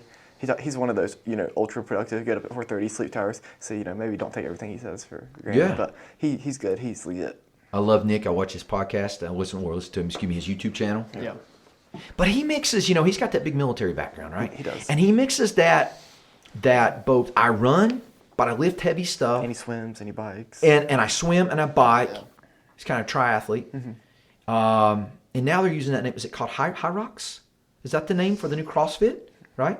I'm not sure. If I'm saying this wrong, please forgive me, guys. I don't know. It's this like where you're doing it's like a CrossFit, and it's called High Rocks. HYROX or something. Google. I don't know. It's kind of new, right? It's a new, and it's like a name that you never heard. But it's kind of that new, hybrid fitness, which Nick does. Yeah. But I listen to him. Yeah, he's cool, and clearly, and he eats well. And he maintains. He does. I mean, he tries to prioritize his supplementation, because he obviously runs a supplement company. Yeah. His eating, dieting, food, workout, both lifting and running. Mm-hmm. So yeah, but I mean, he's a big runner. Yeah, he is. Yeah. So like, if I had to do his whole thing he does, I would probably cut that in half for me. But again, he's extreme. He got hit by a car a couple months ago. Yeah, he did. Got hit by a car. I seen that. I think, was he biking? I think he was running. It's super early in the morning. Yeah. He got hit. Yep. Luckily survived. I think it hurt him pretty bad. Yeah, he did. But I listen, watch his stuff, man. I like those guys. Yeah, he's good. He's very good. It seems like that's not as prioritized in America anymore as it used to be. I don't think so. In the 40s and 50s. I'm not sure if you've seen the video of the high school in California in the 50s. They had the fitness program. You've seen it. Yep. It's like they have the different belts. I think the shorts, like the gold shorts, the white shorts. And they have the white T-shirts, all doing pull-ups and running. Is absolutely. Yeah. When we stop prioritizing fitness, just my little micro thought on it. Yeah. I think we started seeing more anxiety, depression, stress. Yeah. I think we started seeing more turnover in America through jobs. I've heard that. See, See, schools don't prioritize fitness like they used to. And when I was in school, you had to run the mile on a certain thing. You had to do so many pull-ups. You had to do so many set-ups. You had to be able to jump rope so many times. Oh, I loved it. Great. It became competitive between all of us. It was kind of a fun thing. It was a rite of passage. Man, I ran the mile faster than you, man. Yeah. And I prided myself on that because I was like more of a sprinter. Like when I was in middle school, me and a couple guys we always were trying to beat each other, at Woodlawn School. And I was one of those guys that I'm not great at anything. But one thing at that time, I was very competitive. Like I wanted to run that mile faster than my buddy. But we had a great time. So yes, I don't think they're prioritizing fitness. I don't think they have a standard of fitness level. I think they're lowering the bar from some of that. And I don't know if this is true or not. I mean, have you guys heard that even some of the military basic fitness courses, that they've changed that a little bit? Standards? I mean, I don't know. I think it's changing.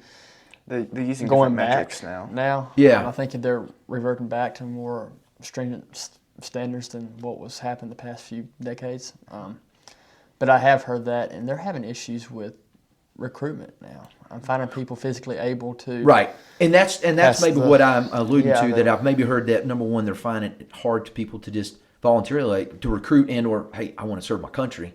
And then when they get them in there, even for the ones that says, hey, I want to serve the country, I'm hearing, that some of these people are struggling with some of the basic fitness courses. Yeah. And to me, that's a problem. Because, man, if there's a fire in this house right now, I don't care about benching 350 pounds. I don't care about being able to have the fastest roundhouse kick. I just got to be able to be physically fit enough to get out of here, run up there and get my kids, my wife and children, make sure you guys and my dog is out of here. If that means I have to do enough pull-up to get up over this or down the deck, to let myself down on the backside of the deck because it's on fire and I don't want to jump out and break all my arms and legs, great. Lift up my kids in both my arms, great. I can do that. Why? Because I can, and I'm going to, and there's so many people. It's very sad. It breaks my heart. Which I'll tell you guys something this morning. That if a fire ensued in their home, they'd lay there and die because they couldn't get out. If they're in a situation they couldn't run fast enough, or they couldn't get themselves out of the window, or they couldn't pull themselves over a wall, or they can. And that breaks my heart, man, because I believe every human being was born with some sort of greatness and some sort of purpose, and they've not been able to find it out. And when they lose that hope, both physical, mental, physical, they lose that purpose. People say, I heard a guy say yesterday, he said people were, he goes, some people are just lazy. He goes, I don't agree with that. He goes, I believe people just don't, those are people who don't know what the purpose is. Yeah. And I'm kind of like, I never heard that before, and I thought that was kind of a thing. But anyway, going back to your thing, physical fitness, absolutely. I think it's not a priority, and I think it should be. I think every company needs to make that part of their fitness, their medical program, saying, hey, if you'll stay physically fit here, we'll do this, we'll give you an extra day off, we'll do all this. I think they need to sell people on fitness, mental and physical well-being. Well, I work at the sheriff's office part-time, and they pay their deputies an hour a shift to work out. Yes. And I think they really like that. They seem to enjoy that, and I did it with them yesterday. That seems to be a really good way to get people to stay physically fit. And pay them to do it. And, I've watched so many on Instagram. I keep up with some of these police videos and martial arts and or self-defense videos where we see an officer come up to a vehicle and they're taken over by a very easy scenario where they could have been able to just to grapple them down and or chase them just, up the street a little bit and catch them and, apprehend them and they can't. And it's showing, certain people, some people can, great. But they're showing where some of these failures happen. And for me, I think it's in there talking about the physical fitness and or the martial arts ability with our officers and stuff. They need to be able to have it. I think it's highly important. It should absolutely be a priority. And because I would not want to be out on the street and be a police officer, which has an amazingly hard job. And I think every single one of our police officers and first responders, that's a super hard job. I can imagine having to be faced with some of the stuff they do every day, and we couldn't make it without them. But I think it's really important that they prioritize fitness, physical and mental well-being. Very much so. Absolutely. You've spoken some about purpose, and you feel like you found your purpose in life. And for a lot of people, their purpose comes from their faith, and you've mentioned your faith. Can you talk a little bit about how the Bible and your Christian faith plays a role in your life? It's everything. I mean, when I think about waking up every day, I could not imagine waking up one day without Jesus Christ as my Lord and Savior. I am proud of that. I don't care to, stifle that in the PC world we live in. Oh, you can't say, yeah, well, I can. I do, and my faith is everything to me. Without my faith, I am nothing. Without God, I am nothing. I am here, my heart is beating because God's allowing it. I am simply a miracle, and almost getting tears now. I'm simply a miracle to be doing what I'm doing and have accomplished what I've accomplished, which isn't a lot, but, considering my background and education, I've been blessed, and it's nothing but God. God has opened that door. God has allowed it. He has put the spirit of just, I'm disciplined and I'm self-driven, but God has allowed that. And so for me, every day with my family, every single time I encounter a human being, every time I encounter a client or anyone, I'm always praying that God just use me today. Use me in a way that I can inspire them, impact them, and help them. As I get into my 28th year of the financial services industry, I've kind of made this known to people. If right now God says, I'm going to give you one final thing in life that you can do, and you might live for another 100 years doing this, and you might live one more day, what would it be?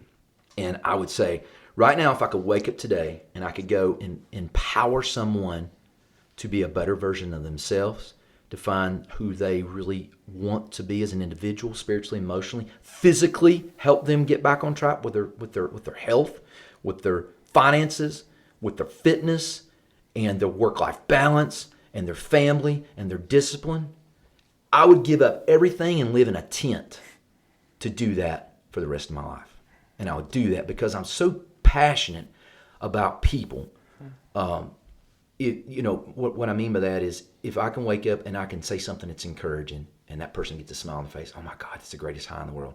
Or I can say something to encourage them to start working out again, that's the greatest high. Or I can, as much as I struggle as a human being, very imperfect, and don't deserve the breath I breathe, and thank God for His grace and mercy, if I can, use some sort of scriptural guidance as a friend or family member or coworker or loved one, and speak that love to them, man, I want to do that. Because I think everybody is searching for something every day, and they go down so many times down the wrong paths, whether it's vices or drugs or alcohol or excessive spending or excessive this or excessive that.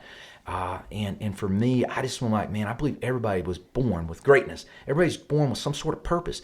We just live our lives, and some of us never find it. Mm-hmm. And for me, man, my mission is this, even if it's the littlest tiny thing at a gas station, seeing someone that I hadn't seen in 30 years, talk to them, tell them I appreciate them, tell them how much impact they made on me when we were friends 20, 30 years ago, how you and your family doing, man, stay in contact with me, love to see you.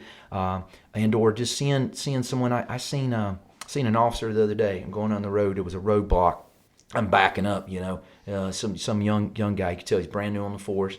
And he was directing traffic, and I hauled down the window. I said, what's going on? He said, a car ran off the road here. And I said, hey, brother, thank you for all you do. Thank you for staying in this street. Thank you for keeping us safe. Appreciate you, brother. Little things like that is empowering to the human being. And I think the human race needs to get back to that. Have more grace on their fellow family member, co-worker, loved one, neighbors, right? For me, if I can, instill that back in people, and for the rest of my life, I could go to help people find a better version of themselves and bring out their best, I would do that tomorrow. That would be my goal. That would be my ultimate goal. And I could do that through some sort of a coaching company. And I've kind of had this dream that I'd like to have two versions of it, a profited side and a non-profited side, going back into disenfranchised communities and helping people find themselves, find their faith, their work-life balance, their fitness goals, their financial goals, and help them and educate them and help them with those areas, and have a team of people that has the same visions and dreams I do. I would love to do that, man. How did you meet your wife? Met her in Galax, man. So your father and I took a trip after I had a breakup with a girl in the late '99, and I needed to kind of have a break, and so I asked your dad, which is a good friend. I love your brother Brad Watson, is Mr. Luke's father, great guy, and always be a brother to me. I said, hey man, I need to get out of here. I need a little bit of time to reset my mind. Let's, I'm gonna focus on me and my career, and moving out of my mom and dad's house, and just focus on me. Yeah. No girlfriends, no relationships, just me. I was going to be self-centered for a little while. And I need to have a mental reset. So we took a trip to Cancun, Mexico, and just I'd never been anywhere out of the country, anywhere kind of exotic, nice beaches, and we had just a great time just being buddies for a week and just seen the beaches and swam and snorkeled and just got on boats and just had a great time. I came back to town. During that time, my great-grandmother had passed away, so I was a bit emotionally distressed from a relationship breakup. My great-grandmother had passed away. I really just, needed a reset. I needed to move out of mom and dad's house. I was approaching, 4 years of age at that point. I was like, all right, it's time to move out of mom and dad's house. I had a buddy, he called me. Back in those days, you could still cruise Galax. You could cruise, and that's where it's kind of cool. You can meet people. Yeah. So I had a friend of a friend that called and said, hey, buddy, let's go cruising. I was like, I am not cruising. Let's go look for some girls. I'm like, I'm not looking for girls. I'm not dating girls. I'm not dating anybody. I'm focused on me, myself, and I, and my career, and moving out of mom and dad's house. I'm done. He's like, nah, just ride with him. So long story short, we go to town, I ride with him. I see this white Honda, and I see this girl that I knew in the passenger seat and had her window rolled down, and I seen the driver of the car, and I hollered at the car, hey, girls, pull over. And unbeknownst to me, it was my wife, Regina, that was driving that car. And what I had promised and had prayed to God that I would not be dating any girls, God had other plans, because as soon as I met her, I looked at her and I was like, wow, you're beautiful, and who are you? And I introduced myself, Brett Sexton, And from there, about a month later, we started dating, and about a couple months into that, and I looked at her and I said, you're going to be my wife. She thought it was a total whack job. Total wacko. Probably had speed dial 911 ready to go here. I was like, all right, I got a weirdo. Met her. She's my wife. Been married for 25 years. Have 2 beautiful children, 17-year-old and my son. And I'm just blessed, man. God has blessed me. I mean, I couldn't have more of a perfect wife and children. I'm very thankful. It gets me emotional because they're better than me. I don't deserve them, but God blessed me with them. That's another blessing, man. Having 25 years of a wonderful marriage, it's absolutely amazing. Yeah. Amazing. You mentioned your children. Yeah. If they're listening to this in 50 years, what would you want to tell them? Wow. I hope mom and dad has inspired you. I hope dad's inspired you of what to do and what not to do. I'm a realist with my kids. I divulge a lot of stuff to my kids on behaviors, good and bad, because I want to be a coach to them, not always be a friend. I want to tell them what they need to hear. I want to love them as a father, but I want them to see the good and bad in me, right? And my fallacies and areas and my morals and strong areas of my beliefs and strong values. And I hope that I instill that upon them and they'll carry that on. And certainly being a parent, the only instruction, people said kids won't come with an instruction manual. I think the most instruction manual you get is the Bible. I think it's the most clear way how to raise a child. That's my opinion. That's what I believe in my faith, and I think that's God's best for them. I've tried to instill the Bible and the beliefs on my kids on how I believe God should have a standard for us in life. And when I failed that standard many, many times, I've been vulnerable. I've let my kids see it. I've told them, hey, Dad failed. I'm here working on something, and, they hear a mouthful come out, and it's like, dude, I just went to church an hour ago, but I smashed my thumb up. Oh, dear God, I'm so sorry. Please forgive me. You're like, Dad, you shouldn't say that, right? So I want to try to teach my kids, to be a human being, to be passionate, and make sure that their purpose counts along the world. And any values that me and my wife has instilled upon them, that they can carry that on to them, their kids, their grandkids, and their lineages out. They will go back and they'll look and say, Dad did these 10 things right, but he did these 2 or 3 things wrong. I hope that my good outweighs my bad. I hope they see that. And I hope that they have a driven purpose, that to the day they die, that they have a purpose to change the world and to be a better human being for humanity and all their friends, their family, co-workers, people here, people abroad, and that he's to make a difference. I mean, that's what you want. I want my kids to be better than me. Right. My wife and I want our kids to be better, smarter, and they are. They already are. My daughter got into tech, and she's going to tech here, and she's already got her 2-year college degree from Whitfield, and then she's going to tech. My son, is on AB honor roll. He's a musician. I mean, I couldn't play drums at 12 as good as he can, right? So he's already better than me. I couldn't do martial arts at 12 as he can. So he's already better than me, right? So I go back and look, and 50 years from now, I want my kids to see Dad was passionate. Dad loved life. He loved every individual. He seen the good and bad. He wasn't afraid to admit it. Yeah. He wasn't afraid to be vulnerable. He was not fake. What you see is what you get. If I got problems, I'll tell people. If I'm at church and I got a struggle, I'll tell the pastor. I'm not embarrassed. I'll just be who I am. And I just want to be real and authentic. I want my kids to be real and authentic. That's what I want them to be, for sure. That's a long story there I just told you, but it's real and authentic, man. That's what I want them to be, for sure, brother. And now you're in a area where you can affect a lot of children. You're on the school board for Galax, Virginia. I am. How did that come about, and what lessons have you learned from that? Man, being on the school board to me has been absolutely amazing. And it was funny years ago when I was approached by a city council member, said, you should consider being on the school board. I think you have the personality. I think you also have the drive to want to make a difference in the community through education. I said, brother, I don't think you understand how my educational past. I didn't come from a world of academia, man. I graduated with a high school diploma. I got certification in audio engineering and a few courses at a community college. My education has been OJT, on the job training in life. I don't think I'm qualified to be on the school board. And he said, no, I think you are. And so I said, well, I'll pray about it. So I prayed about it for a while, and God kind of said, you look at your area where you lacked in education, you can make a difference now.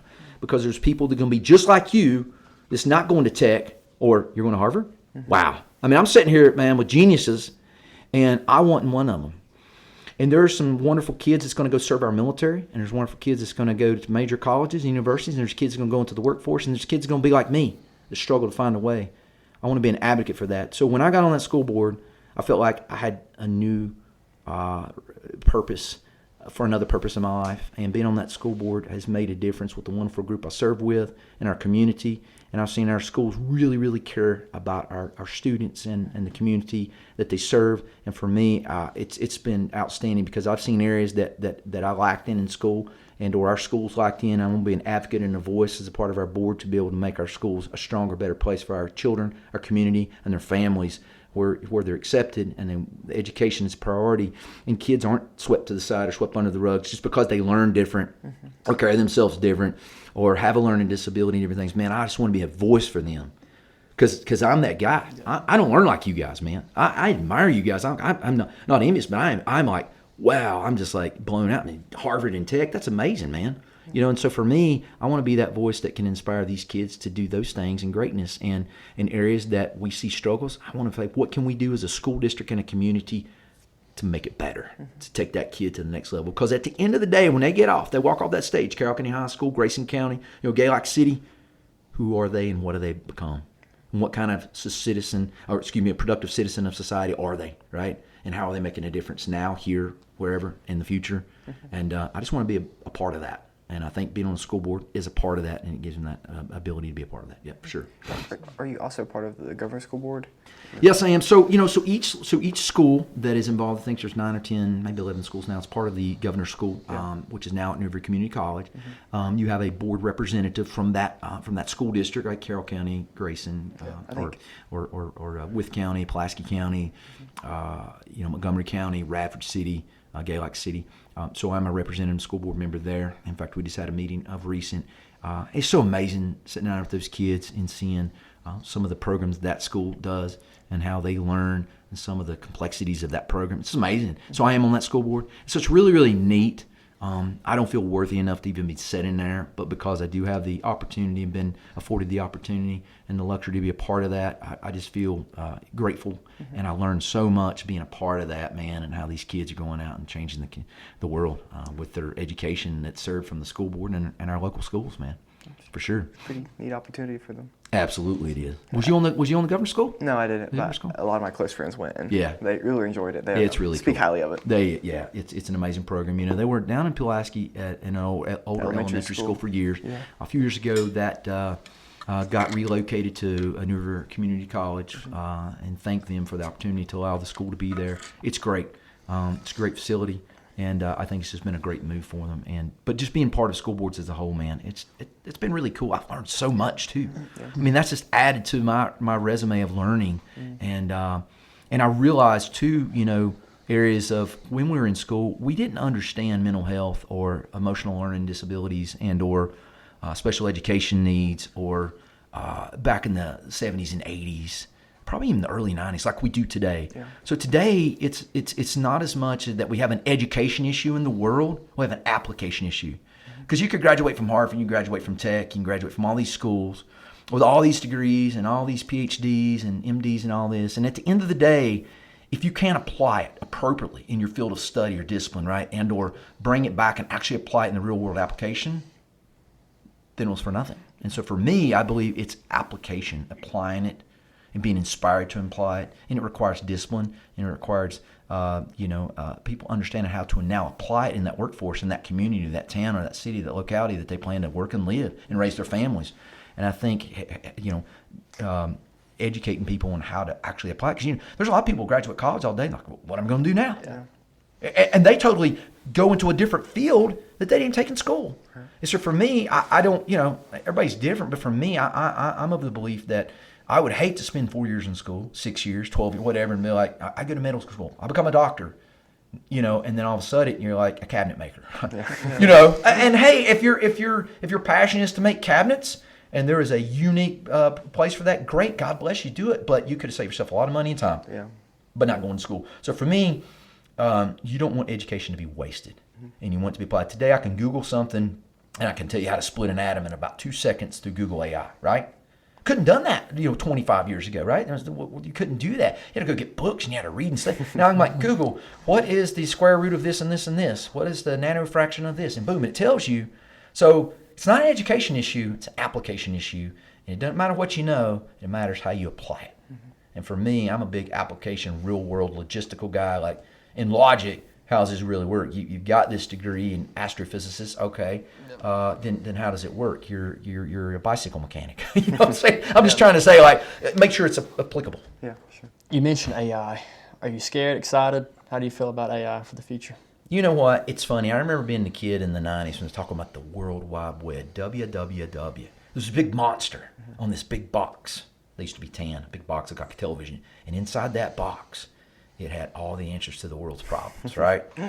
Now, the internet has been life-changing, world-changing. We could not go one day without the internet. So if the internet shut down the world would shut down today, right? Yep. So the internet was that big monster under the bed that people didn't know. And I believe the internet has been absolutely amazing, done amazing things. But, of course, with any big, amazing things and advanced technology, we've had some really rogue and bad things. Mm-hmm. So AI is just that new superpower of computing that is coming along to help us advance civilization through technological advancement, work. The goal is to improve time, efficiency, knowledge-based stuff. Yeah. Here's the scary part about it from what I know. I have taken some AI courses being on the school board. I've taken some AI courses through finance and through school and through some courses. It's pretty cool. Yeah. What I found is this, because there's still that unknown, there's going to be all these conspiracy theories about, they're going to take everybody's job and robots are going to run the earth. Yeah. Okay, great. But there's still got to be people that earns wages, that buys a product or service, and has some sort of intellectual being and purpose to be here to serve in the needs and capacities of the human race. And AI robots, I don't believe we're there yet. And if there are, there's no need for humans, and what a weird world that would be. Yeah. But I do believe it's because of the unknown, right? Because it's people scared. So I think AI is pretty cool. There's some amazing things going to help me in my role. There's some amazing things that's going to help us more, having to do some stuff. Like if you're building a project or something and you want to know how this is going to, plan out, you'll probably go to some AI, visual oversight of how this might look in your house and all this. And they're already doing that now, right? In a sense. Yeah. And it's like, okay, and that's not going to look like I think, so I'm not going to do it. Mm-hmm. I just think AI is going to be an amazing thing, but also there'll be some bad and there'll be some uncertainty, and there is going to be some job losses because of it. I can see some jobs that people are, let's say, behind the scenes, and they actually go in and they do some hands-on computing and data analytics. Sadly, they'll have to find another direction to go because I believe AI will compute in 5 seconds what takes them 5 hours to do. My biology final exam, I had a study guide. I took pictures of it, uploaded the study guide, and it made me flashcards. I got a 97 on the test. So wow, cool. That's awesome. Yeah, so I think it's really cool, and I think we've got to have it to go to that next level. Like I had a coding class, quantitative social sciences. I think I showed you a little bit of it. You did. It was very complex. The teacher was busy. She was a good teacher, but she tried her best. But I just needed more hands-on teaching. So I put all the notes into AI and said, teach me the concepts. And it broke down like lesson plans and taught me the whole thing, so I was ready for the test. So it's really cool, especially studying. Mm-hmm. It's big. I think what scares people about AI is it's going to change so many fields. It is. I think people were scared of the car because I think in 1905, I forget how many tens of thousands of horses there were in New York City. And there were jobs around the horses like stable people and feed people, and it just changed the whole industry. Now you don't you don't have that anymore. Yeah. The AI is going to change With the assembly law, line too. business, production, everything. So I think in the next 40 to 50 years, I think it's just going to be revolutionary. So I was in a meeting in New York several years ago, and a guy just came down from speaking on one of the major financial news things. He was talking about the advanced technology and how things are changing. And he showed a picture on the screen of all these ladies with little earpieces and little switchboards called operators. And you paid a fee to the phone companies to send you to, Walmart in Dallas, Texas to connect you with that phone call, and or to the Empire State Building in New York City. I need to make a call on the 7th floor to the, whatever department, and they would switch you over to there. And he showed that, and it showed all these people in all their jobs. And then he showed a cell phone, and he showed Google. Yeah. And he showed how in 1 second you can find that, and it's free. He also showed that all the cities that had these people that was they were just elevator operators, gentlemen, right? The elevator operators. Now it's like, I ain't got an elevator operator. Get on there and hit floor 1 through 12, right? And hit a button, and I go. That job's gone. And it makes sense, and I know people, what. And it's sad to see that change because people says, well, that's all I knew or did. The people that did, like, they were custom shoe repairers. And they took old leather shoes and they repaired them. They used to be placed in Galax. Man, this dude could take an older pair of dress shoes that you spent, $100 on, and he made them look like it's brand new again. Man, that's a lost art. It's gone. Now it's like, it's just cheaper by economics. Just go throw those out and buy another pair. Yeah. And stuff, right? So we live in that world. And then you used to have people that would repair, like, a lot of the appliances in your house, the refrigerator, repairman. They were getting, like, obsolete. It's like, it's just cheaper to replace the refrigerator, unless it's something, some micro, simple component on it. Just go buy another refrigerator. And what I just did, I had a refrigerator that's been here for 20 years, right? It's nice, look brand new, look good. And for some reason, inside the freezer box, it started leaking some water. And I was like, I checked on it. It's like, it's probably some little tube. But no, so you go to Lowe's and you buy another $2,000 refrigerator and move on. That's just the world we live in. And so jobs with AI, you go back and look, it's going to take some of these jobs, particularly in data analytics and computing. I've even heard in the medical industry, and I don't know this to be true. People worry about some of the pharmaceutical type jobs that they come in, and instead of having to fill medications and do all this, they just go in and put in what it is, and they got a machine in there, and it does it in 2 seconds, and they fill it, and they hand it right through a little dispensary, and you get your medicine, you walk out. Yeah, they have those machines in Amazon warehouses where they used to have people go do it. They have robots that'll go find what you need on the rafters, pull it out, package it, ship it, and get it. Yeah, so it's a unique time. It's a very fascinating time. And I'm young enough but old enough that, like, I can say this, and it's one thing I'm having to work on because I'm old enough just now where I'm kind of like setting my way. You better learn to be adaptable.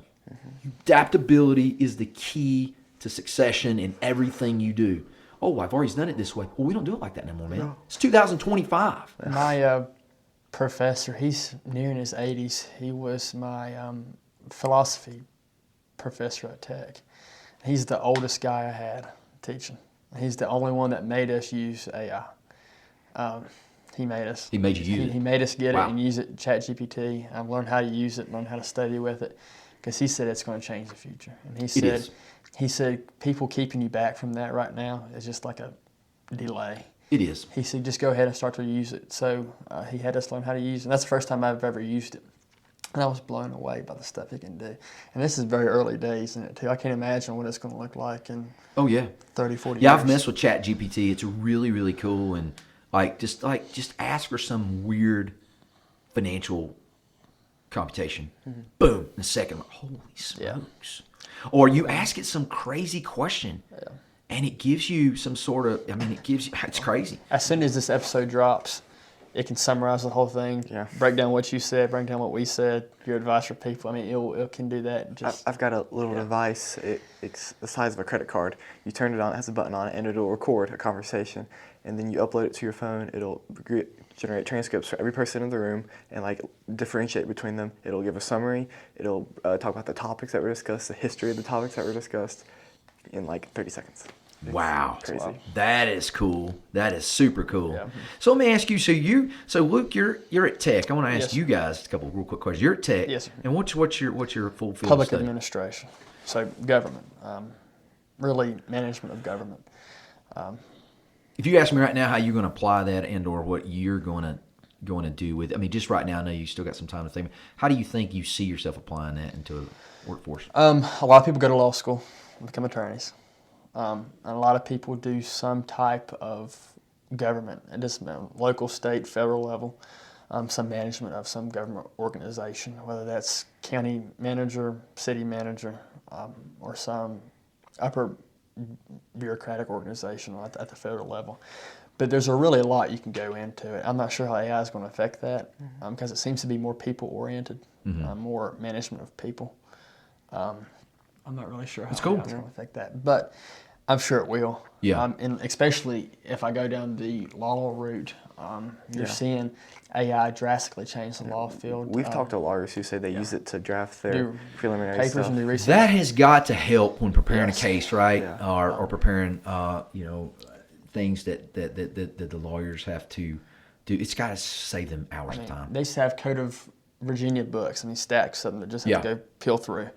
And now you just AI look it up. That's what I did learn. I took a course through the VSBA. It's a Virginia School Board Association's course, and they had some of these AI experts that came in and hosted a course last year. It was talking about like policies, like for schools and like different things. And so, right now, if there was these weird particular policies that you're following by the state and or federal law or ruling, and clearly we and our school administration staff, we're not attorneys, so we have to consult an attorney, right? A retained attorney. So to interpret that for us.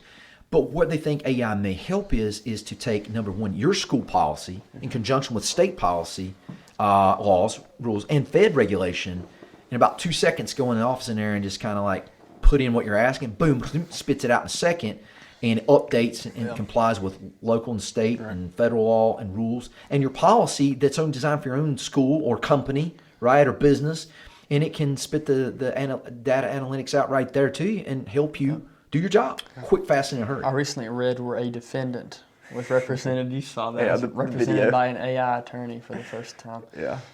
It was a video curated AI.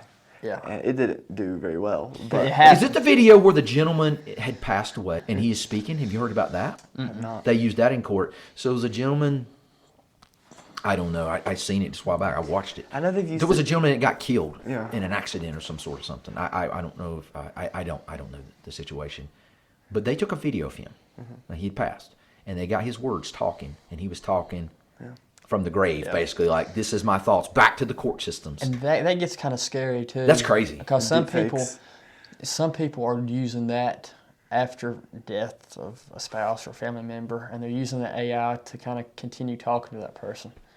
And I don't think that's right. That's all creepy, man. I'm gonna be I think honest with that you. inhibits moving on. I don't think that's healthy. And Jordan Peterson said, he made a statement on the validity of it, but he said your great-great-grandchildren will have AI girlfriends. And I'm like, I don't know, but you think about it, and there are apps right now where you can do that, and there's movies about that. And it's becoming reality, and what's scary about the AI situation is it's moving so fast that the regulation for it hasn't caught up yet. So you're kind of seeing a wild, wild west with AI. But what's sad, when you take human emotions out of things, I mean, that's the whole purpose that God, the Creator created us all, man, to have those human interactions and emotions. Sometimes just sitting and talking to another human being that you don't even know, you may not even be in the same walks of life, different parts of the world or country, just have a nice conversation. Man, there's something spiritual about that. It's so cool to be able to meet different people. It's like, tell me about your world. Tell me about how you grew. That blows my mind. Tell me about you. Oh, I'm from Southwest Virginia, and that's just cool. It takes that away. Yeah. And for me, yes, computing and AI and robotics and all that stuff, I think it makes sense. But my opinion personally, when you step across into that boundary and you take real life human emotions, human feelings, human spirit out of it, then to me that's a bit creepy. It's a bit weird world. It's video game-ish, weird, in a box kind of weird world. I'm not living in there, but they say people are more lonely now than they've ever been before. For sure, I believe it. And that's scary. And they're saying that is coming to almost fill that void because people are separated from that. It's very sad. What you just said. See, that breaks my heart, man, hearing that too. Yeah. That people are lonely. I mean, how many neighbors or family is sitting alone right now and hasn't had a phone call or an email or a text or even a visitor in months. Isolation, I've heard, even they say like these people that's been in prison camps or prisoners that's like locked in these, these max security. Yeah. They say that they're saying, well, yeah, but I'm safe in there. Nobody can get me here. But the isolation, the mental isolation, they say will break down a human being quicker. So if that don't go to prove and show you from a psychological standpoint that this, loneliness and digital relationships, it's I don't know, man. That's a gray area for me, man. I don't know. And the new generations, the younger generations, I think their screen time is upwards of 12 hours a day. And they're saying never in human history has people been that singularly focused on one thing. And they said they don't really know the effects of that yet on society, on human interaction, because young people are just totally just centered in on that technology. I'll say this being respectful. Every generation talks about the other generation, right? Yeah. The 50-year-olds say, well, back in my days, well, we didn't talk like this. I will say this, and this is not because I'm some passionate oaken maniac, which I am. But like if you go to a drive-through, and I just remember 20 years ago, 15 years ago, you go to a drive-through. I'm sorry, do you mind, can I have extra ketchup with that or straw, please? Sure, thank you, have a good day.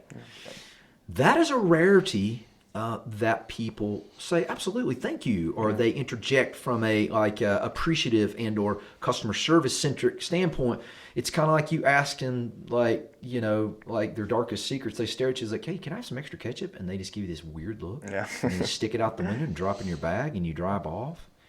I worry about that a little bit when I'm seeing some of that behavior. I'm not saying always, but I'm saying I do see that. And you see that more frequently today than you ever had. Yeah. And you're saying, well, is that a communication issue? Because when the kid has been locked up in the bedroom with an iPad for 3 days straight on a snowy school day, he's been out, and all they've been able to do is screen time and video game and swipe with no interaction with a real human being, you cannot tell me that is not having some sort of byproduct of the effect that we're seeing. It's coming out like that where people can't communicate. That's how we started the podcast, really. Because you're seeing like Snapchat. Yeah. You send these photographs, like taking a picture of your face. Yeah. And people do that 5 or 6 times a day to each other, and they say, oh, we had a streak today. Yeah. Right. We talked today, but you didn't really talk today. You didn't really interact with each other. So we wanted to sit down and have long-form conversations, kind of get back to kind of reverting that just a little bit. You're not going to change anything, but just providing an example of what it looks like to sit down and talk to somebody, have long term, because I think me and you are both guilty of that. I look at my phone probably 8 hours a day sometimes. Do you really? Just if I'm busy, I'll listen to podcasts, but it's been running all day. It's running. I'm not looking at it, but I have it in my ear for hours and hours and hours, and you're into music, podcasts, computer science, so you're always on it. So this is our one little chance to kind of get away from that stuff, but I think it's a systemic issue. It's not just, it's a whole system-wide for the youth. So I'm not sure how you would change that. I think it's something people got to roll with. But people are going on less dates. They're having less children. They're less satisfied with their lives. In general, personal satisfaction. You're seeing that kind of go down a little bit. So I'm not sure how you would solve that. But I know the school system has trouble with cell phones. And Carroll, a few years ago, implemented a cell phone policy. Cell phone policy. There's actually a statewide policy that was signed into law yesterday. It was no phones from 8 a.m. to 3:30. Yeah, so that is correct. Yeah. And we implemented that in January this year for the school, for our school, and you have to put them in lock boxes or backpacks, and they can't be out during that time. Since you're on the school board, how do you feel about phone policies such as that? Taking phones away. Certainly. It takes people out of their comfort zone, and you're going to have a lot of flack. People don't like it. Individuals, students, and parents, and so forth. But believe it or not, in the length of time that it's been implemented in our school district, we've actually seen some positives out of it. So we've not got the bucking on it like you would think. Yeah. And in fact, there has been students that has stated that they believe, that they've enjoyed being able to talk to friends more, and they're not missing it like they thought. So what's funny, it's what you get used to, right? Yeah. So for me, I'm really bad attention, distracted, and I get on my phone and I look through Instagram. Funny video. I'm like, oh my gosh, I intended this for 5 minutes. I've been here for 50. Yeah. And I've called myself. So now what I did was I set up my phone where I only have a 30-minute window a day on that. It'll lock in unless I'm listening to a podcast. Now you can ignore it, and I've done that 1,000 times too. Okay, It makes you think about it. But right. So I'm like, man, have I really spent 30 minutes on nothingness today? Mm-hmm. And that's okay for me sometimes, where I have to stay so concentrated and focused in my field of work. Yeah. But we're hearing that these kids in these schools that's going without the phones, we're hearing some positives out of it. And my thing is this. Now, this is not my words. This is just many podcasts that says this is a bit of a conspiracy that people says. I don't know.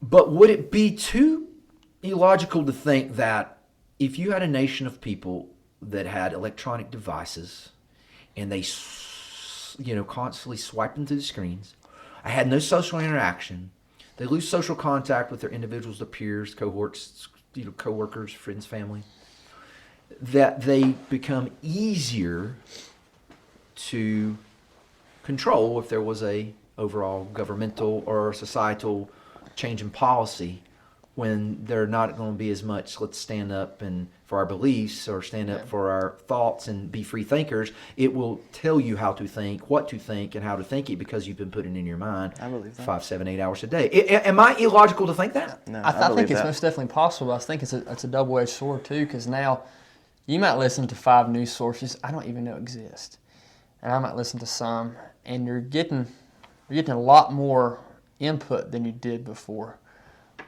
Like legacy media is on the decline. So people used to listen to like 2 different news stations, and that's how they got all their news. Right. It was like CBS, NBC, ABC. Right. And that was it. And now you're getting more. So I think the possibility is there to do the opposite of that. But I most definitely agree that does have a effect. I think that, sure, you have more access to information. There's democratized access to information and technology, but ultimately, it's up to you at the end of the day to analyze it and think, is this something that and is there's really way too the much truth? to push through. And what you're seeing now, I don't necessarily believe that, because you can look at something and be like, oh, this is obviously biased. This is sure. I mean, how many thousands of news sources are there out there? There are thousands. Yeah, I mean, there's thousands. And what's scary is a lot of them are operated by foreign actors, like Russia, China. Right. So you have to be real careful about what you're looking at. Sure. So I think that comes back to what you're saying too. Podcasts, I guess that's what's got me more interested. If I want to hear a particular subject that's going on world, whether it's politically or it's, it's about policy or it's just about this or that, trying to go to an unbiased view where it's very open, they don't have an agenda or a direction on a podcast, maybe where they only get like 200 views a month, not 200 million views an hour. Mm-hmm. I think they might have the freedom and flexibility to speak more openly about that without there being. For me, and again, that's one of those things too, because podcasts, they're coming out gazillions of them a day, and I love podcasts. I learned so much from podcasts, but I've also seen podcasts too. You can go flip on YouTube right now, and you can have 3 or 4 of them go on a bandwagon, and they sort of pushing in their way. Yeah. But I kind of like that, like the Joe Rogans of the world, man, and he just asks some really logical, just what if questions, and he's not for or against this or that. He's just asking, just explain this to me. Why this? Why that? I love Joe Rogan, and he gets a lot of hate, but I mean, he says it. He says he's just a kickbox commentator. He's not a doctor. He's not. But right. He just asks questions, and he's curious, and he brings on a lot of different voices. And he asks really good questions. Yeah, you might not like what he says, but he's a great conversationalist. I mean, he's probably one of the best. Oh, I love him. And he can get stuff out of people and get their point of view. And he provides a lot of different viewpoints, and he allows people to talk, say what they want to say. But I think with what you were talking about, there's so many podcasts or so many news stories. I think you have to enact more discernment nowadays than you did before. Oh, you do. And that might make you think a little bit more about what you're looking at. Maybe than you did 40 years ago. You just read it in the paper. This is what happened. This is what happened. So maybe that's not all a bad thing. Maybe you're, thinking about what's really happening on a deeper level than what you would. Do you believe this, guys? And I'm going to ask you, too, about your Harvard studies here in just a minute. But do you believe this, that with the world of technology, with the world of social media, with the world of, they say, influencers, that technically what do? They influence you, right? They influence you. Do you believe that the political and social and economical and all the divide that we see today is a byproduct of all the influencing that we see online? Yes. For sure. Yes. I think any logical person with any active brain cell and any level of education should be able to discern and understand that that's exactly why we see that. The reward system for these technologies is they want you to engage with it. Sure. If you see something that's polarizing, you will engage with it more. In fact, that's unequivocally true. For sure. So if you see something you really agree with, you're going to be like it. You're going to comment, oh, this is so true. Yes. If you see something that just is absolutely appalling, you'll be like, oh, wow, how could you think that way? That's so incorrect. So you're incentivized. The platforms are incentivized to show you stuff that's two opposite extremes, and the middle is completely thrown out. Right. And it's proven to have changed world events. I mean, look at the election in 24 of Donald Trump. He went on Joe Rogan. That in itself got 70 million views. Right. That was more than any debate had gotten. And Donald Trump, he had younger people working for him, and they went on how many podcasts? I mean, They went on Lex Fridman, Theo Joe Vaughn, Rogan, Lex Fridman, Theo Vaughn. They went on all these podcasts, and the Democrats, they did the old school door-to-door mailers, that type of stuff. And the times are changing. The times are changing. People are so interlocked, interwoven in that technology, that strategy, I mean, they've done studies, did swing the election to Donald Trump. Just because he was more aware, or his team was more aware of the current situation. His son was the one that suggested that he go on the podcasts.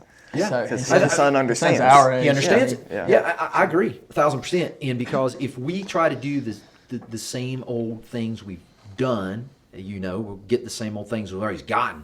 So if I wait on the mail person to deliver me the local news, I could have already made my decision and logics behind what I believe to be true, what I believe to be by flipping on my phone and looking at it online. I don't have to wait for the paper anymore, right? Or the local paper to have this agenda or that agenda. So for me, podcasting, online stuff definitely can create more divisiveness or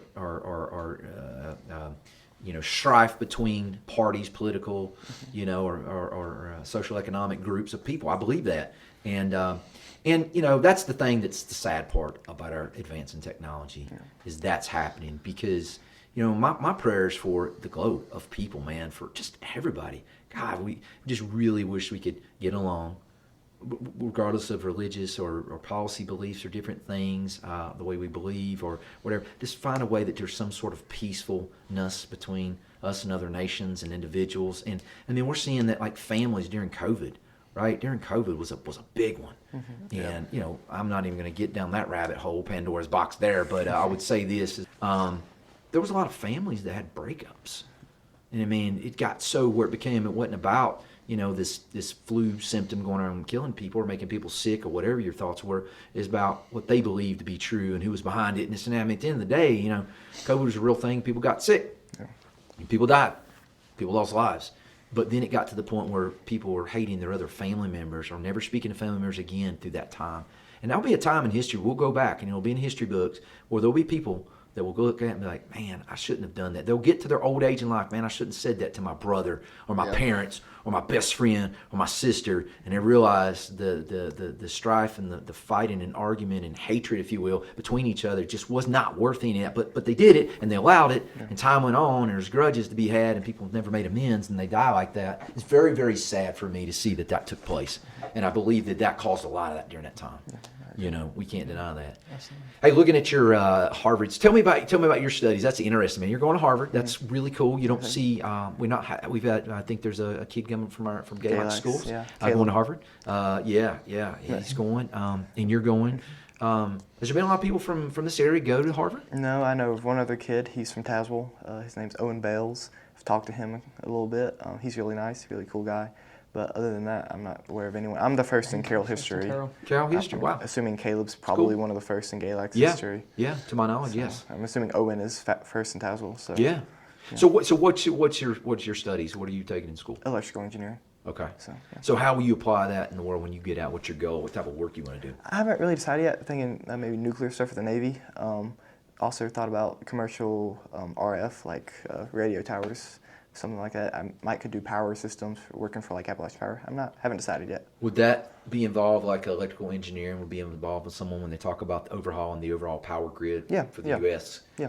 And people having to really look at our infrastructure and our power systems and grids and stuff? I enjoy those bigger problems like that. Yeah. Micro stuff, I enjoy it, but I like having to sit down in a room, think deeply about a problem, and analyze the different ways you could approach it, and decide what's ultimately best in the long run. Cool. And that's one of those problems. Let me ask you guys two things. What you're seeing today, instead of the kids getting out of school and going and working for a company for 30 years and having a pension and retirement plan and benefits and working for the same organization like our parents, right, and grandparents did, you're not seeing that as much anymore. You're seeing more kids today maybe come out of their schooling and and they may go to grad school and all these different things, but they come out of schooling and they go take a job maybe with a bigger company or a firm or an individual employment somewhere, and they work for them for a little bit and they get some experience under the belt. Then they spin off their own company or their own startup.